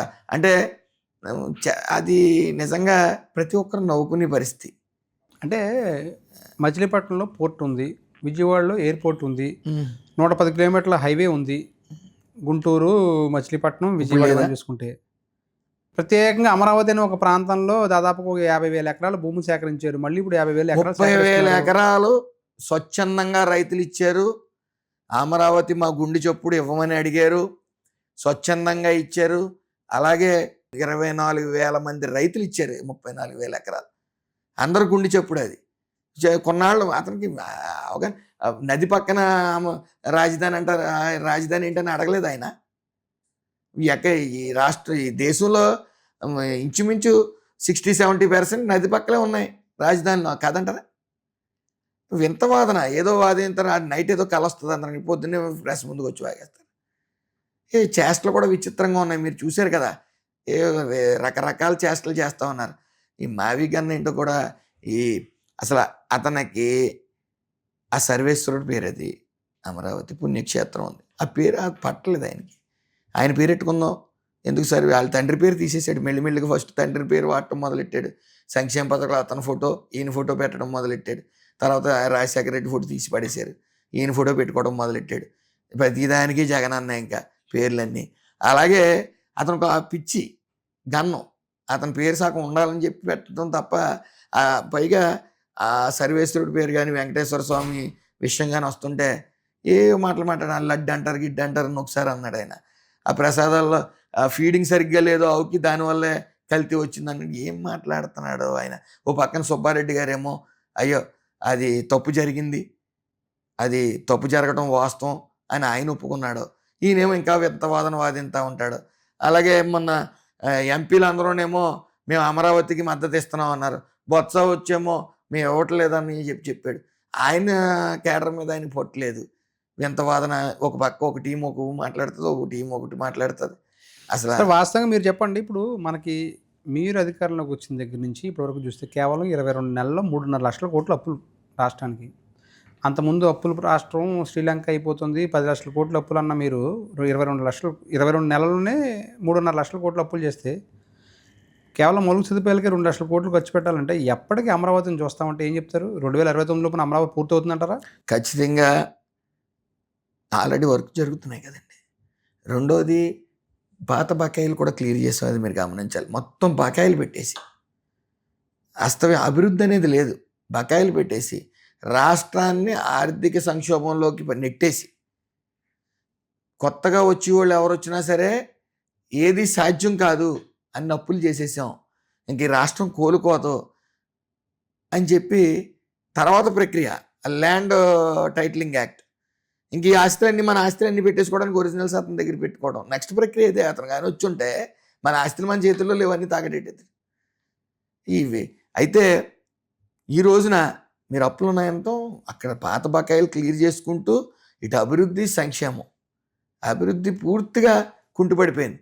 ఈరోజు నా ఒక్క నియోజకవర్గానికి 250 కోట్లు వచ్చింది ఇప్పుడు వరకు. ప్రతి నియోజకవర్గం కూడా అభివృద్ధి పదంలో నడుస్తూ ఉంది. ఓ పక్కన పెట్టుబడులు వస్తూ ఉన్నాయి, అది మీరు గమనించాలి. పెట్టుబడులు మీరు పెట్టుబడులు వెలుగులో వస్తున్నాయి అన్నారు. కాకపోతే భోగాపురం ఎయిర్పోర్ట్ మేమే శంకుస్థాపన చేసాము, మేమే శ్రీకారం చుట్టామని వాళ్ళు చెప్తున్నారు. రెండో వైపున గూగుల్ డేటా సెంటర్ మీరు ఏదైతే వస్తుందన్నారో మేము అదానే డేటా సెంటర్గా దానికి ఎప్పుడో శంకుస్థాపన చేసామని వాళ్ళు చెప్తున్నారు. 1 లక్ష కోట్ల రూపాయల పైన. అదే అనకాపల్లి జిల్లాలో మొన్న ఆర్సెల్ఆర్ మెటల్ స్టీల్ ప్లాంట్కి 1 లక్ష కోట్ల పైగా వస్తుందని శంకుస్థాపన చేస్తే మేము ఎప్పుడో ఆ భూములు ఇచ్చి వాళ్ళకి ఎన్నికల ముందే మేము చూపించాము. ఆ భూములు నక్కపల్లిలోను పాకిరేపేటలోను వేరే చోట 3 చోట్ల చూపిస్తే వాళ్ళు నక్కపల్లి ఆ ప్రాంతంలో అనకాపల్లి జిల్లాలో వెతుక్కున్నారు, దానికి మేమే ఓకే చేసామని చెప్తున్నారు. ఏంటి సార్ ఇది? అంటే మీరు ఏదైతే మేము తెచ్చామని మీరు గొప్పలు చెప్తున్నారు, ఆల్రెడీ మేము తెచ్చేసామని వాళ్ళు చెప్తున్నారు. క్రెడిట్ చోరీ అన్నాను కదా ఇందాక. ఏదైనా క్రెడిట్ చోరీ వాళ్ళ సిగ్గుశరం ఉందా అని అడుగుతున్నాను నేను. ఎందుకంటే అసలు ఇది సాధ్యం అవుతుందా అని అడిగిన మనిషి ఇతనే. ఆ వీడియోలు కూడా మీకు హల్చల్ చేసినాయి కదా. ఇది సాధ్యం అవుతుందా, ఇది సాధ్యపడదు అని చెప్పిన వ్యక్తే ఇప్పుడు ఎంతమంది పిల్లలు ఉంటే అంతమంది పిల్లలకి సాధ్యపడదనే కదా ఆయన చెప్తా. అలాగే అర్సెల్ మెటల్ కూడా అది సాధ్యపడదనే కదా ఈయన చెప్తా. అసలు అది ఎందుకు సాధ్యం అవుతుంది, సాధ్యం అవుతుందని చెప్పి నేనే తెచ్చానన్నాడు. అసలు ఆ మనిషికి మానసిక స్థితి బాగోలేదండి. అది ఏది పడితే అది ప్రెస్ ముందుకు వచ్చి మాట్లాడేయడం, క్రెడిట్ చోరీకి పాల్పడినోడిని ఆయన్ని ఇతన్నే చూస్తున్నాం. అసలు ఏం మాట్లాడుతున్నాడో కూడా అర్థం పర్థం ఉంటలే. మేమే చేసామంటాడు. ఏం చేశాడు ఆయన? ఈ రోజున గుంతల రహిత రోడ్డు 1200 కోట్లతో మేము స్టార్టింగ్ చంద్రబాబు నాయుడు గారు చేసిన తర్వాత ప్రజలందరూ సంతోషంగా రోడ్లెక్కి తిరగగలిగారు. 5 ఏళ్ల పాలనలో అసలు ఒక్క గుంత ఇంత మట్టి అమరావతిలో వేసారా? అసలు ఏదైనా పెట్టుబడి వచ్చిందా? పెట్టుబడులన్నీ పారిపోయినాయి. కియా ఎక్స్పాన్షన్ ఇక్కడ జరిగిందా? వెళ్ళిపోయారు కదా. అలాగే అమర్రాజా బ్యాటరీస్ అనేక అన్నీ కూడా ఇక్కడ నుంచి వలస వెళ్ళిపోతే నేను తెచ్చానంటే ఏం తెచ్చి ఎందుకు వచ్చిన మాటలు. చివరిగా ఒక 4-5 ప్రశ్నలు సార్. మీరు మొన్న ఈ మధ్యన సంక్రాంతి సమయంలో చేసిన డ్యాన్స్లు ఏంటి సార్? బాగా వైరల్ అయినట్టున్నాయి. ఎందుకు సడన్గా స్టేజ్ ఎక్కి డ్యాన్స్ చేయాలని ఎందుకు అనిపించింది మీకు? అరే కళాకారులు అక్కడ, డప్పు కళాకారులు, అట్ ద సేమ్ టైం కళాకారులు, చిన్నతెర కళాకారులు వచ్చారు. సో ప్రజలతో మమేకం అవ్వాలని సంతోషంతో ఒక్కొక్క సందర్భంలో ప్రజలతో మమేకం అవ్వాలంటే కొన్ని పెద్ద ఎత్తున ట్రోల్ చేసినట్టున్నారుగా మీ ప్రత్యర్థి పార్టీ వాళ్ళు. నేను చెప్పాను ముందే, అప్పుడు ట్రోల్ చేసుకోండి అని చెప్పి చేశాను నేను. అంటే అవతల వాళ్ళకి ట్రోల్ చేసుకోవడం కోసం మీరు అంటే నేను ఎలక్షన్ ఎప్పుడుదో పాత వీడియో వయసులో ఉన్నప్పుడు అన్నీ సంబరాలు జరుగుతున్నప్పుడు అయ్యి సహజం. ఎప్పుడో జరిగిన వీడియో తెచ్చి ఇదిగో రోడ్ల మీద డ్యాన్స్ కట్టాడు లేకపోతే స్టేజ్ల మీద డ్యాన్స్ కట్టాడు అని ఒకటి చూపించారు. సరదాగా కాలేజ్ డేస్లో చేసింది. ఇప్పుడు అది తీసుకుని వచ్చి చూపించినప్పుడు వైరల్ చేశారు. చేసినప్పుడు నేను పైకి వెళ్ళి చెప్పాను, అప్పుడు అది చేసుకోవడం ఇప్పుడు చేసుకోండి, ఇబ్బంది ఏం లేదు అని చెప్పే చేశాను నేను. అతను మగవాడు, మగవాడితో డ్యాన్స్ కడితే వాళ్ళని ఆడవాళ్ళు అనుకున్నారు బాబు. సరే చేసాం. చేసిన తర్వాత డప్పు కార్మికులతో కూడా కళాకారులతో కూడా చేసాం. చేసి 1-2 స్టెప్పులు మేమేకమయ్యాం. అందరూ కుటుంబాలతో వచ్చారు. నేను నా కుటుంబంతో వెళ్ళాను, అందరూ కుటుంబాలతో వచ్చారు. ఒక పండగ వాతావరణం అక్కడ ఉంది. అంటే మాకు కాకినాడ నుంచి ఇక్కడ నుంచి అయితే రాజమండ్రి వెళ్ళాలి, అయితే కాకినాడ వెళ్ళాలి. మీకు తెలుసు 45 మినిట్స్ జర్నీ. అక్కడికి వెళ్ళిన తర్వాత ఖచ్చితంగా వాళ్ళకి ఎంటర్టైన్మెంట్ ఏమి దొరకదు, సినిమాకి వెళ్ళాలి. ఒక ఫ్యామిలీ వెళ్ళాలంటే 2000 అయిపోతుంది ఆ టైంలో. సో అలా ఏం కాకుండా ఇక్కడే ఎంటర్టైన్ చేయాలని చెప్పి ఒక పండగ వాతావరణం తీసుకురావాలని చెప్పి లాస్ట్ ఇయర్ చేసాం, ఇప్పుడు చేసాం. సో ఇంచుమించు 3 days చేసాం. ఓ పండగ వాతావరణం మీకు తెలియదు, ఆ రోడ్లే కిక్కిరిసిపోయాయి, అంత ఆదరణ వచ్చింది దానికి. సో అందులో కళాకారులతో మమేకమవడం, ప్రజలతో మమేకమవడం, దగ్గర అవడం, అందరూ బాగా రిసీవ్ చేసుకున్నారు. వాళ్ళు ఎంత ట్రోల్ చేసినా దానికి సమర్థవంతంగా తిప్పికొట్టారు కదా జనాలందరూ కూడా. మరో ప్రశ్న సార్, ఇప్పుడు మీరు వచ్చే ఎన్నికల్లో రామచంద్రపురం నుంచి పోటీ చేస్తారా, కోనసీమ నుంచి పోటీ చేస్తారా? రామచంద్రపురం. నేను ఇప్పుడు కష్టపడతా ఉన్నాను. చంద్రబాబు నాయుడు గారి ఆశీస్సులతో నాకు అక్కడ వచ్చింది. నిరంతరం అక్కడ మన అభివృద్ధి చేస్తున్నాం, సంక్షేమం చేస్తున్నాం. చంద్రబాబు నాయుడు గారి ఆశీస్సులు, అలాగే పవన్ కళ్యాణ్ గారు, లోకేష్ గారు, మనం ముందుకు తీసుకెళ్తున్నాం. చేయాల్సింది ఇంకా ఉంది. ఈ 5 ఏళ్ళలో రామచంద్రపురం నియోజకవర్గాన్ని అభివృద్ధి చేసేయాలంటే ఏ రకంగా అభివృద్ధి చేయలేం. అంటే చేసాం. 250 కోట్లు పుష్కరాలు ఉన్నాయి, అభివృద్ధి చేస్తాం. ఇంకో 150 కోట్లతో జరుగుతాయి. కానీ ఇంకా 5 years చేయాలి. అక్కడ 5 కాదు, ఇంకో 5 years అన్నా చేయాలి. ఎందుకంటే పార్కులు కూడా లేని ఏరియా, కొన్ని ఇన్వెస్ట్మెంట్స్ తీసుకురావాలి అక్కడ. సో దానికి పని చేయాలి అంటే సమర్థవంతంగా నన్ను ఆదరించారు ప్రజలు, నన్ను నమ్మి ఓట్లేశారు. కాబట్టి నా శాశ్వత అడ్రస్ రామచంద్రపురం. ఇంకొకటి ఇటీవల కాలంలో బాగా పెద్ద ఎత్తున వినిపిస్తుంది సార్, అది సోషల్ మీడియాలో కావచ్చు, లేదంటే మీ ప్రత్యర్థులు చేసిన ప్రచారం అనేది మీకే తెలియాలి. మంత్రివర్గ విస్తరణ జరిగితే మొదటి వికెట్ పడిపోయేది రామచంద్రపురం నియోజకవర్గం నుంచి నెగ్గిన కార్మిక శాఖ మంత్రి వాసంశెట్టి సుభాష్దే. ఫస్ట్ వికెట్ ఆయనదే డౌన్ అంటున్నారు. ఏం చెప్తారు సార్ మీరు? దాన్ని ముఖ్యంగా సాక్షి టీవీలు ట్రోల్ చేస్తున్న విషయం అది. ఎందుకంటే పాపం కంటిన్యూస్గా విమర్శించడం కానీ ఇంకోటి కానీ చేస్తున్నాం. అక్కడ లేకపోతే మరి ఎందుకు చేస్తున్నారో పాపం సాక్షి టీవీ రెగ్యులర్గా నన్ను తీసేస్తారని చెప్తున్నారు. 2-3 సార్లు పేపర్లో వేశారు, కంటిన్యూస్గా చెప్తున్నారు. వాళ్ళు మరి చంద్రబాబు నాయుడు గారి దగ్గరికి వెళ్ళి అడిగారు ఏంటో నాకు తెలియదు. కానీ మరి వాళ్ళకి రెగ్యులర్గా వాళ్ళు ట్రోల్ చేస్తున్నారు. మిగతా వాళ్ళు కూడా దాన్ని పట్టుకుని ఇచ్చేస్తున్నారు. చంద్రబాబు నాయుడు గారి దగ్గర పనితీరు బాగోకపోతే ఆయన ఆల్రెడీ నీ పని నువ్వు చేసుకొని ఈ పాటికి చెప్తారు. సో పనితీరు ప్రతి ఆస్పెక్ట్లోని, ప్రతి డిపార్ట్మెంట్లో, నియోజకవర్గం, ఇటు కృష్ణా జిల్లా ఇన్ఛార్జ్ మినిస్టర్, ఇటు శాఖలో ఏం చేస్తున్నాం అనేది ఎప్పటికప్పుడు మాకు ఎవ్రీ 6 months మాది లేకపోతే పిలిచి మమ్మల్ని కూర్చోబెట్టి. చివరిగా చెప్పండి సార్, మీ నియోజకవర్గ అంటే ఫస్ట్ టైం ఎమ్మెల్యేగా పోటీ చేసిన మిమ్మల్ని మీ నియోజకవర్గ ప్రజలు గెలిపించారు. ఎక్కడి నుంచో వచ్చి, మీరు కోనసీమ వాసి అయితే అక్కడి నుంచి ఇక్కడ పోటీ చేస్తే మీ ప్రజలు నెగ్గించారు మిమ్మల్ని. తర్వాత తెలుగుదేశం పార్టీ మిమ్మల్ని ఏమో హక్కును చేర్చుకుని కూటమిలో మీకు మంత్రి పదవి అవకాశం ఇచ్చింది. అవునండి. అటు నియోజకవర్గ ప్రజలకు ఏం చెప్పదలుచుకున్నారు? ఈ 2 ఏళ్ల మంత్రి పదవి వచ్చినందుకు, మంత్రి పదవిగా 2 ఏళ్ళ పాటు మీరు నియోజకవర్గంతో పాటు రాష్ట్రంలో ఒక కార్మిక శాఖ మంత్రిగా తిరుగుతున్నందుకు, అటు పార్టీకి కానీ ఇటు నియోజకవర్గ ప్రజలకు కానీ ఏం చెప్తారు? ఒక కొత్త ఒరవడి ఈ రాష్ట్రంలో జరుగుతూ ఉంది. ఒకటి క్రెడిట్ చోరీ, చెయ్యింది మేము చేసామని చెప్పుకోవటం, విష ప్రచారాలు. అంటే ఇది విషవృక్షం లాంటిది వైసీపీ పార్టీ. కొమ్మల దగ్గర నుంచి, ఏళ్ళ దగ్గర నుంచి, ఆఖరికి రాలిపోయిన ఎండాకు కూడా విషంతోనే ఉంటుంది. అయితే ఈ విష ప్రచారాలు, ఈ క్రెడిట్ చోరీలు ఇవన్నీ చేస్తూ ఉన్నారు. ఏం చేయాలో తెలియక ప్రజలు గమనించాలి.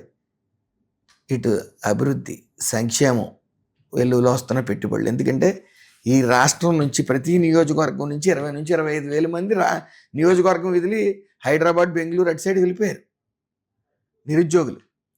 ఈరోజు ఖచ్చితంగా 20 లక్షలు దాటి 25 లక్షల ఉద్యోగాలు తెచ్చి తీరుతారు. వస్తున్నాయి పెట్టుబడులు మీకు. అసలు ప్రపంచంలోనే 2 highest investment Vizag Google cloud వచ్చిందంటే అది మామూలు విషయం కాదు. అది ఒక్క నారా లోకేష్ గారి వల్ల, ఇంకెవరి వల్ల అవ్వదు. 10 జన్మలు ఎత్తిన జగన్మోహన్ రెడ్డి అలాంటి ఇన్వెస్ట్మెంట్లు తేలాడు. ఇంకో 10 జన్మలు ఎత్తిన అతని వల్ల అవ్వదు. అతనికి అవగాహన లేదు. సరే, ఆయన గురించి ఎందుకు, కానీ పెట్టుబడులు వస్తున్నాయి, అభివృద్ధి జరుగుతుంది. ఒక రామచంద్రపురం నియోజకవర్గంలో 250 కోట్ల అభివృద్ధి జరిగింది. సంక్షేమం ఎంతమంది పిల్లలు ఉంటే అంతమంది పిల్లలకి ఇస్తున్నారు. ఫ్రీ గ్యాస్ ఇస్తున్నారు, స్త్రీశక్తి ఇస్తున్నారు. సమర్థవంతంగా పాలన జరుగుతుంది. అవన్నీ గమనించాలి, అవన్నీ మనసులో పెట్టుకోవాలి. కృతజ్ఞతాభావం అందరికీ ఉండాలి. 75 ఇయర్స్ లెజెండరీ విజనరీ ఉన్న నాయకుడు ఒక 5 సంవత్సరాలు తప్పుకుంటే రాష్ట్రం ఏమవుతుందో గత 5 ఏళ్ళు చూసాం. అందుకనే ప్రజలు తెలివైన వాళ్ళు కాబట్టి ప్రతిపక్ష హోదా కూడా ఇవ్వలేదు. ఒక 151 నుంచి డైరెక్ట్గా 5 తీసి 11 కూర్చోబెట్టారు. సో దీన్ని ఎక్కడ అలసత్వం లేకుండా నిరంతరం 4 గంటలు మాత్రమే 5 గంటలు మాత్రమే పడుకుని 75 ఏళ్ళ వయసులో నిజంగా మనం వరదలు వచ్చినప్పుడు కూడా ఆ వరదలో మునిగి ప్రతి ఒక్కరికి భోజనం అందాలి. ఆ 7 రోజులు 8 రోజులు కాన్ఫరెన్స్లో కేడర్ అందరూ వెళ్ళండి, ఇక్కడికి రండి, విజయవాడ కదిలి రండి. వరదలు వచ్చినప్పుడు కూడా ఆయన ఎలా మానిటరింగ్ చేశారు మొత్తం నాయకుల్ని, అధికారులని మీరు చూశారు మొన్న. ఆ తుఫాన్లో కూడా ఎంత సమర్థవంతంగా. అయితే ఈ 5 ఏళ్లే కాదు, ఇంకొక 10 ఏళ్ళు ఖచ్చితంగా ఎన్డీఏ కూటమి ఉండాలి. ఉంటేనే ఈ రాష్ట్రం దేశంలోనే నెంబర్ 1 రాష్ట్రంగా ఖచ్చితంగా అన్ని రంగాల్లో ముందంజలో ఉంటుంది. కాబట్టి ప్రజలకు జరుగుతున్న అభివృద్ధి చూస్తున్నారు, సంక్షేమాలు ఎలా ఇస్తున్నామో చూస్తున్నారు, అలాగే పెట్టుబడులు చూస్తూ ఉన్నారు. మనం మన ప్రజలందరినీ ఇక్కడ నుంచి, నిరుద్యోగులందరినీ ఇక్కడ తెచ్చుకోవడమే కాకుండా ఇతర రాష్ట్రాల నుంచి కూడా ఇక్కడ మన ఉపాధి ఇచ్చే పరిస్థితుల్లో ఈ రానున్న 3 సంవత్సరాల్లో ఖచ్చితంగా జరుగుతుంది. సార్, మీరు సేవా కార్యక్రమాలు చేస్తారంటే, అంటే గుప్తదానాలు చేయడం కానీ, విద్యార్థులకు అవసరమైనప్పుడు వాళ్ళకి ఫీజులు కట్టడం కావచ్చు, లేదంటే ఇది ఎప్పటి నుంచి సార్? ఇది లాస్ట్ 15 ఇయర్స్ నుంచి చేస్తున్నానండి నేను. లాస్ట్ 15 ఇయర్స్ నుంచి చేస్తాను. నిరంతరం. ఫౌండేషన్ పేరు ఏంటి సార్ దానికి? అంటే ఈ మధ్య ఫౌండేషన్ పెట్టాం, కానీ ముందు ఫౌండేషన్ ఏం కాదండి, నేను మామూలుగా ఇచ్చేవాడిని. మొదటి నుంచి అలవాటా సార్? అంటే అంటే విద్య మీద చదువుకోలేని వాళ్ళకి సాయం చేయాలని ఒక ఆలోచన ఏంటి అసలు? అది ఏంటి అంటే ఒక చదువుకున్న వ్యక్తి వల్ల ఆ కుటుంబం అంతా కూడా ఆ వెలుగు నిండుతుంది. చదువే మార్గం, ఇంక వేరే మార్గం లేదు. బంగారు భవిష్యత్తుకి చదువే. సో చదువుకునే సత్తా ఉండి ఆర్థిక స్తోమత లేకపోయిన వాళ్ళందరినీ చదివించాలి. నా పరిగణలోకి వచ్చిన ప్రతిదీ చదివించాలన్న ఆకాంక్ష. ఆ కిక్కు వేరండి. ఆ చదివించి వాళ్ళు నిజంగా ఉద్యోగాల్లో ఉంటే ఆ కిక్కు వేరు. ఉద్యోగం తెచ్చుకోగానే మీకే కలుస్తారు ఫస్ట్. ఖచ్చితంగా ఫస్ట్ శాలరీలు ఇచ్చిన వాళ్ళు కూడా ఉన్నారు నాకు. అలాగా? ఇంకొకరికి ఎవరికైనా సాయం చేయండి. ఇప్పుడు కూడా చాలామంది ఉద్యోగాల్లో ఉన్న వాళ్ళకి నేను ఫోన్ చేసి పలానా వాళ్ళు చదివించట్లేదు, చదివించమంటే సంతోషంగా చదివిస్తారు. ఇంచుమించు ఒక 5,000 మందిని చదివించుంటారు సార్, ఇంకా ఎక్కువైనా? ఇప్పుడు వరకునండి అంతమందిని చదివించలేదు. ఏమైనా 1,500 మంది అలా ఒక 1000 మంది దాకా చదివించానేమో, కానీ లెక్క కౌంట్లే. మొన్నే 150 మంది దాకా, 127 మంది దాకా చదివిస్తున్నాం పుట్టినరోజులు. హైయర్ ఎడ్యుకేషన్లో చాలా మందికి ఏంటంటే 10th తర్వాత, ఇంటర్మీడియట్ తర్వాత భవిష్యత్తులో పెద్ద పెద్ద ఫీజులు కట్టలేని పరిస్థితుల్లో చదువు మిడిల్లో ఆగిపోతుంటుంది. మిడిల్లో చదువు ఆగిపోయిందంటే ఆ కుటుంబం మొత్తం రోడ్డున పడిపోతుంది. అవునండి. అలా అంటే చదివించలేని పరిస్థితుల్లో కొంతమంది హార్ట్ అటాక్ చనిపోయిన వాళ్ళు కూడా 2-3 ఉన్నారు పేరెంట్స్. అటువంటి పరిస్థితులు మీరు చూసారా? చూశానండి, చూశాను. పాపం ఈరోజే ఎక్కడో కాదు, వైజాగ్లో నేను వస్తున్నప్పుడు తండ్రి కూతుళ్ళ కోసం, 2 కూతుళ్ళే MBA చదివించడం కోసం ఎక్కడి నుంచి వచ్చి కష్టపడుతున్నారు. హార్ట్ స్ట్రోక్ వచ్చి ఫీజులు కట్టాలి, చనిపోయారు. పాపం వాళ్ళు నేను చదివిస్తానని మాట ఇచ్చి వచ్చాను పొద్దున్న. అంటే ఇదివరకుట లేదండి, ప్రతి పిల్లల్ని చదివించాలనుకున్నారు. ఆ చదివించాలన్న ఇంట్రెస్ట్ ఇంకా పెంచుతున్నారు ఈరోజు నారా లోకేష్ గారు. ఎన్ని సంస్కరణలు తీసుకుని వచ్చారు. ఆయన ఒకటే మాట అన్నారు, మనం ఈ టర్మ్లో మళ్ళీ స్కూల్లో సీట్ కావాలంటే గవర్నమెంట్ స్కూల్స్లో ఎమ్మెల్యే లెటర్ల కోసం రావాలి. అలా తీసుకెళ్ళి ఈరోజు వాళ్ళు వేసుకునే బట్టలు కార్పొరేట్ స్కూల్స్కి తీసిపోకుండా ఆ బట్టలు ఉన్నాయి. సెమిస్టర్ వైజ్ బుక్స్ ఎక్కువ వెయిట్ అవ్వకూడదని క్లాస్కి ఒక టీచరు, ఫుడ్డు, నాణ్యమైన ఫుడ్డు, ఇవన్నీ అసలు ఆయన పట్టు వదలని విక్రమార్కుడిలాగా. ఈరోజు ప్రతి చోట కూడా పాస్ పర్సంటేజ్ పెరిగిందిగా. మీరు రాజశేఖర రెడ్డి గారిని చూసారా సార్? ఎప్పుడు పరిచయం ఉందా? లేదులేండి, ఎప్పుడు అప్పుడు మీరు రాజకీయాల్లో రాలేదు, అనట్లేదండి. వినడమే. వినండి. రాజశేఖర రెడ్డి గారి గురించి విన్నారు, జగన్మోహన్ రెడ్డి గారిని దగ్గర నుంచి చూశారు, లోకేష్ గారిని ఇప్పుడు దగ్గర నుంచి చూశారు, చంద్రబాబు నాయుడు గారిని దగ్గర నుంచి చూశారు, పవన్ కళ్యాణ్ గారిని చూశారు. ఒక్కొక్కరి గురించి ఒక్కొక్క వాక్యం చెప్పండి సార్. ఏం చూశారు? మీకు ఏమనిపించిందో? ఫస్ట్ రాజశేఖర రెడ్డి గారు. రాజశేఖర రెడ్డి గారు ఆయన దగ్గర పనిచేసాం. సో సొంత డబ్బులు ఖర్చు పెట్టిన పరిస్థితి ఆయనకి కానీ కొడుకు కానీ ఎక్కడ లేవు. సొంత డబ్బులు తీసి సర్వీస్ చేసిన బాబత ఎక్కడా లేవు నాకు తెలిసి. మరి మీకు తెలుసుంటే ఏమైనా చెప్పాలి. మరి సొంతంగా గవర్నమెంట్ ఇంప్లిమెంట్ చేశారు. కానీ చంద్రబాబు నాయుడు గారు కానీ, అలాగే ముఖ్యంగా లోకేష్ గారు, అలాగే పవన్ కళ్యాణ్ గారు, వీళ్ళందరూ కూడా సొంత డబ్బులు తీసి ఖర్చు పెట్టిన సందర్భాలు ఎన్నెన్నో. కౌలు రైతులకి డబ్బులు ఇచ్చారు ఆయన. అలాగే ఎన్నో సేవా కార్యక్రమాలు, తలసేమియా పిల్లలకి 50 లక్షలు ఇచ్చారు. భువనేశ్వర్ గారు ఒక కార్యక్రమం పెడితే లక్షలాదిగా పోజేసి తలసేమియా పిల్లల్ని ఆదుకోవడం జరిగింది. అలాగే ఎన్టీఆర్ క్యాన్సర్ పేషెంట్లందరికీ ఒక అభయహస్తం ఇస్తుందంటే మరి ఈ హైదరాబాద్లో ఉన్న క్యాన్సర్ హాస్పిటల్, ఇవన్నీ ఈ సేవలు చేసి వచ్చిన నాయకులు. సో వాళ్ళు సింపుల్, ఈయన లాక్కోవటం మొత్తం. ఈయనైతే మరీ దారుణం.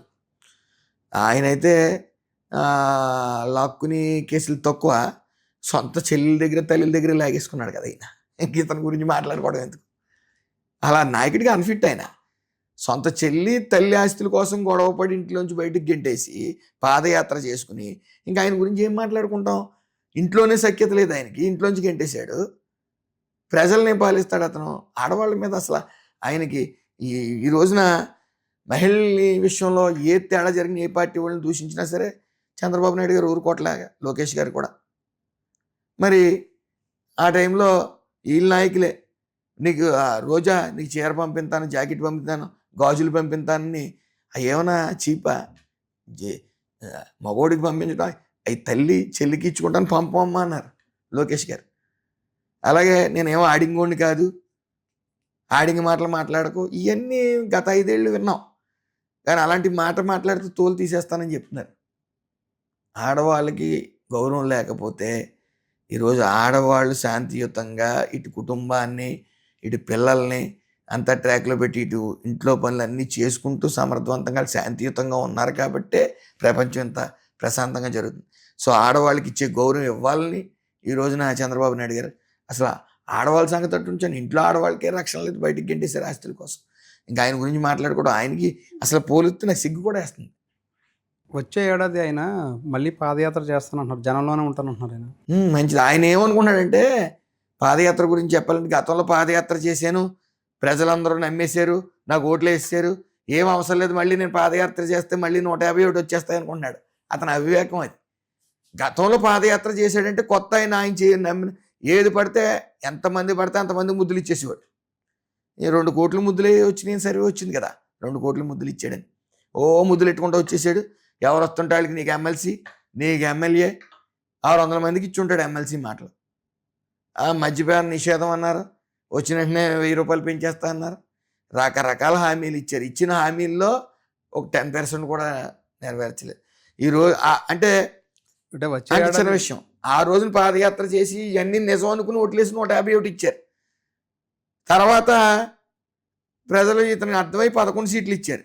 ఈరోజు మళ్ళీ పాదయాత్రలు చేసేయడం వల్ల అధికారంలోకి వచ్చేస్తాం అనేది అతను పిచ్చితనం. ప్రజలు చాలా తెలివైన వాళ్ళు, ఆంధ్ర ప్రజలు గ్రహించారు.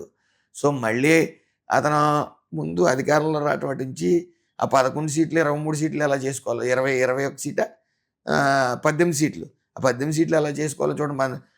చాలా కష్టం. 263 అంటే 27 సీట్లు రావాలి. అవి రావాలి. ఇంకా 11 కిందకి వెళ్ళిపోకుండా చూసుకుంటే చాలు. ఆయన ఆ పాదయాత్రలు చేస్తే కనీసం సింగిల్ డిజిట్ అన్న వస్తుంది. 2029 ఎలక్షన్స్ ఎలా ఉండబోతున్నాయి అంటే ఏం చెప్తారు సార్? మ్యాక్సిమం జరుగుతున్న అభివృద్ధి, సంక్షేమం వస్తున్న పెట్టుబడులు, అదే ఎజెండా మాకు. మా మా అందరికీ కూడా ఆయన పెద్ద ఆయన విజనరీ లోకేష్ గారు తీసుకెళ్తున్న తీరు, ప్రజలకు అందుబాటులో పంచాయతీరాజ్ ద్వారా కానీ అన్నిటిలోని పవన్ కళ్యాణ్ గారు స్పందించే తీరు, ఇవన్నీ మాకు గొప్ప నాయకులు ఉన్నారు.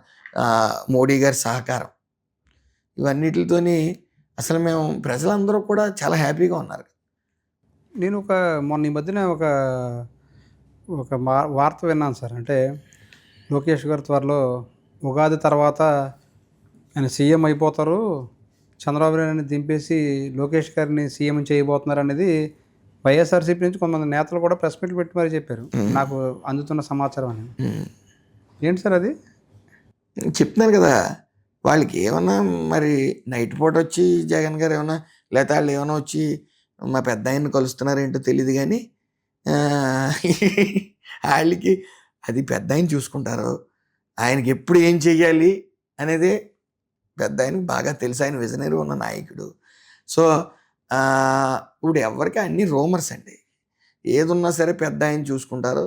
ఆయన ఎప్పుడు ఎవరికి పెట్టాలి, ఎవరిని తిట్టాలి, ఏం చేయాలనేది ఆయనకి పూర్తి అవగాహన ఉంటుంది. కాబట్టి ఆయన ద్వారా వచ్చే నిర్ణయం కోసం ఎదురు చూడాలి. కానీ ఈ బఫూన్ గళ్ళు చెప్పింది, బఫూన్ గళ్ళు రకరకాలు చెప్తూ ఉంటారు. అవన్నీ టైంపాస్కి చెప్తూ ఉంటారు, ఏదో అభియోగాలు చేస్తూ ఉంటారు. ఈ పెద్ద పట్టించుకోవాల్సిన పని లేదు. ఆయనకి పాలన తెలుసు, ఎవరికి పెట్టాలో తెలుసు, ఏం చేయాలో తెలుసు. పెద్ద ఆయన నిర్ణయం కోసం మనం చూడాలి. Thank you sir. Thank you very much అండి. Thank you. చాలా విలువైన టైం ఇచ్చారు మాకు. చాలా లాంగ్ టైం కూర్చున్నారు మీరు మా కోసం. చాలా thank you. Thank you sir. Thank you.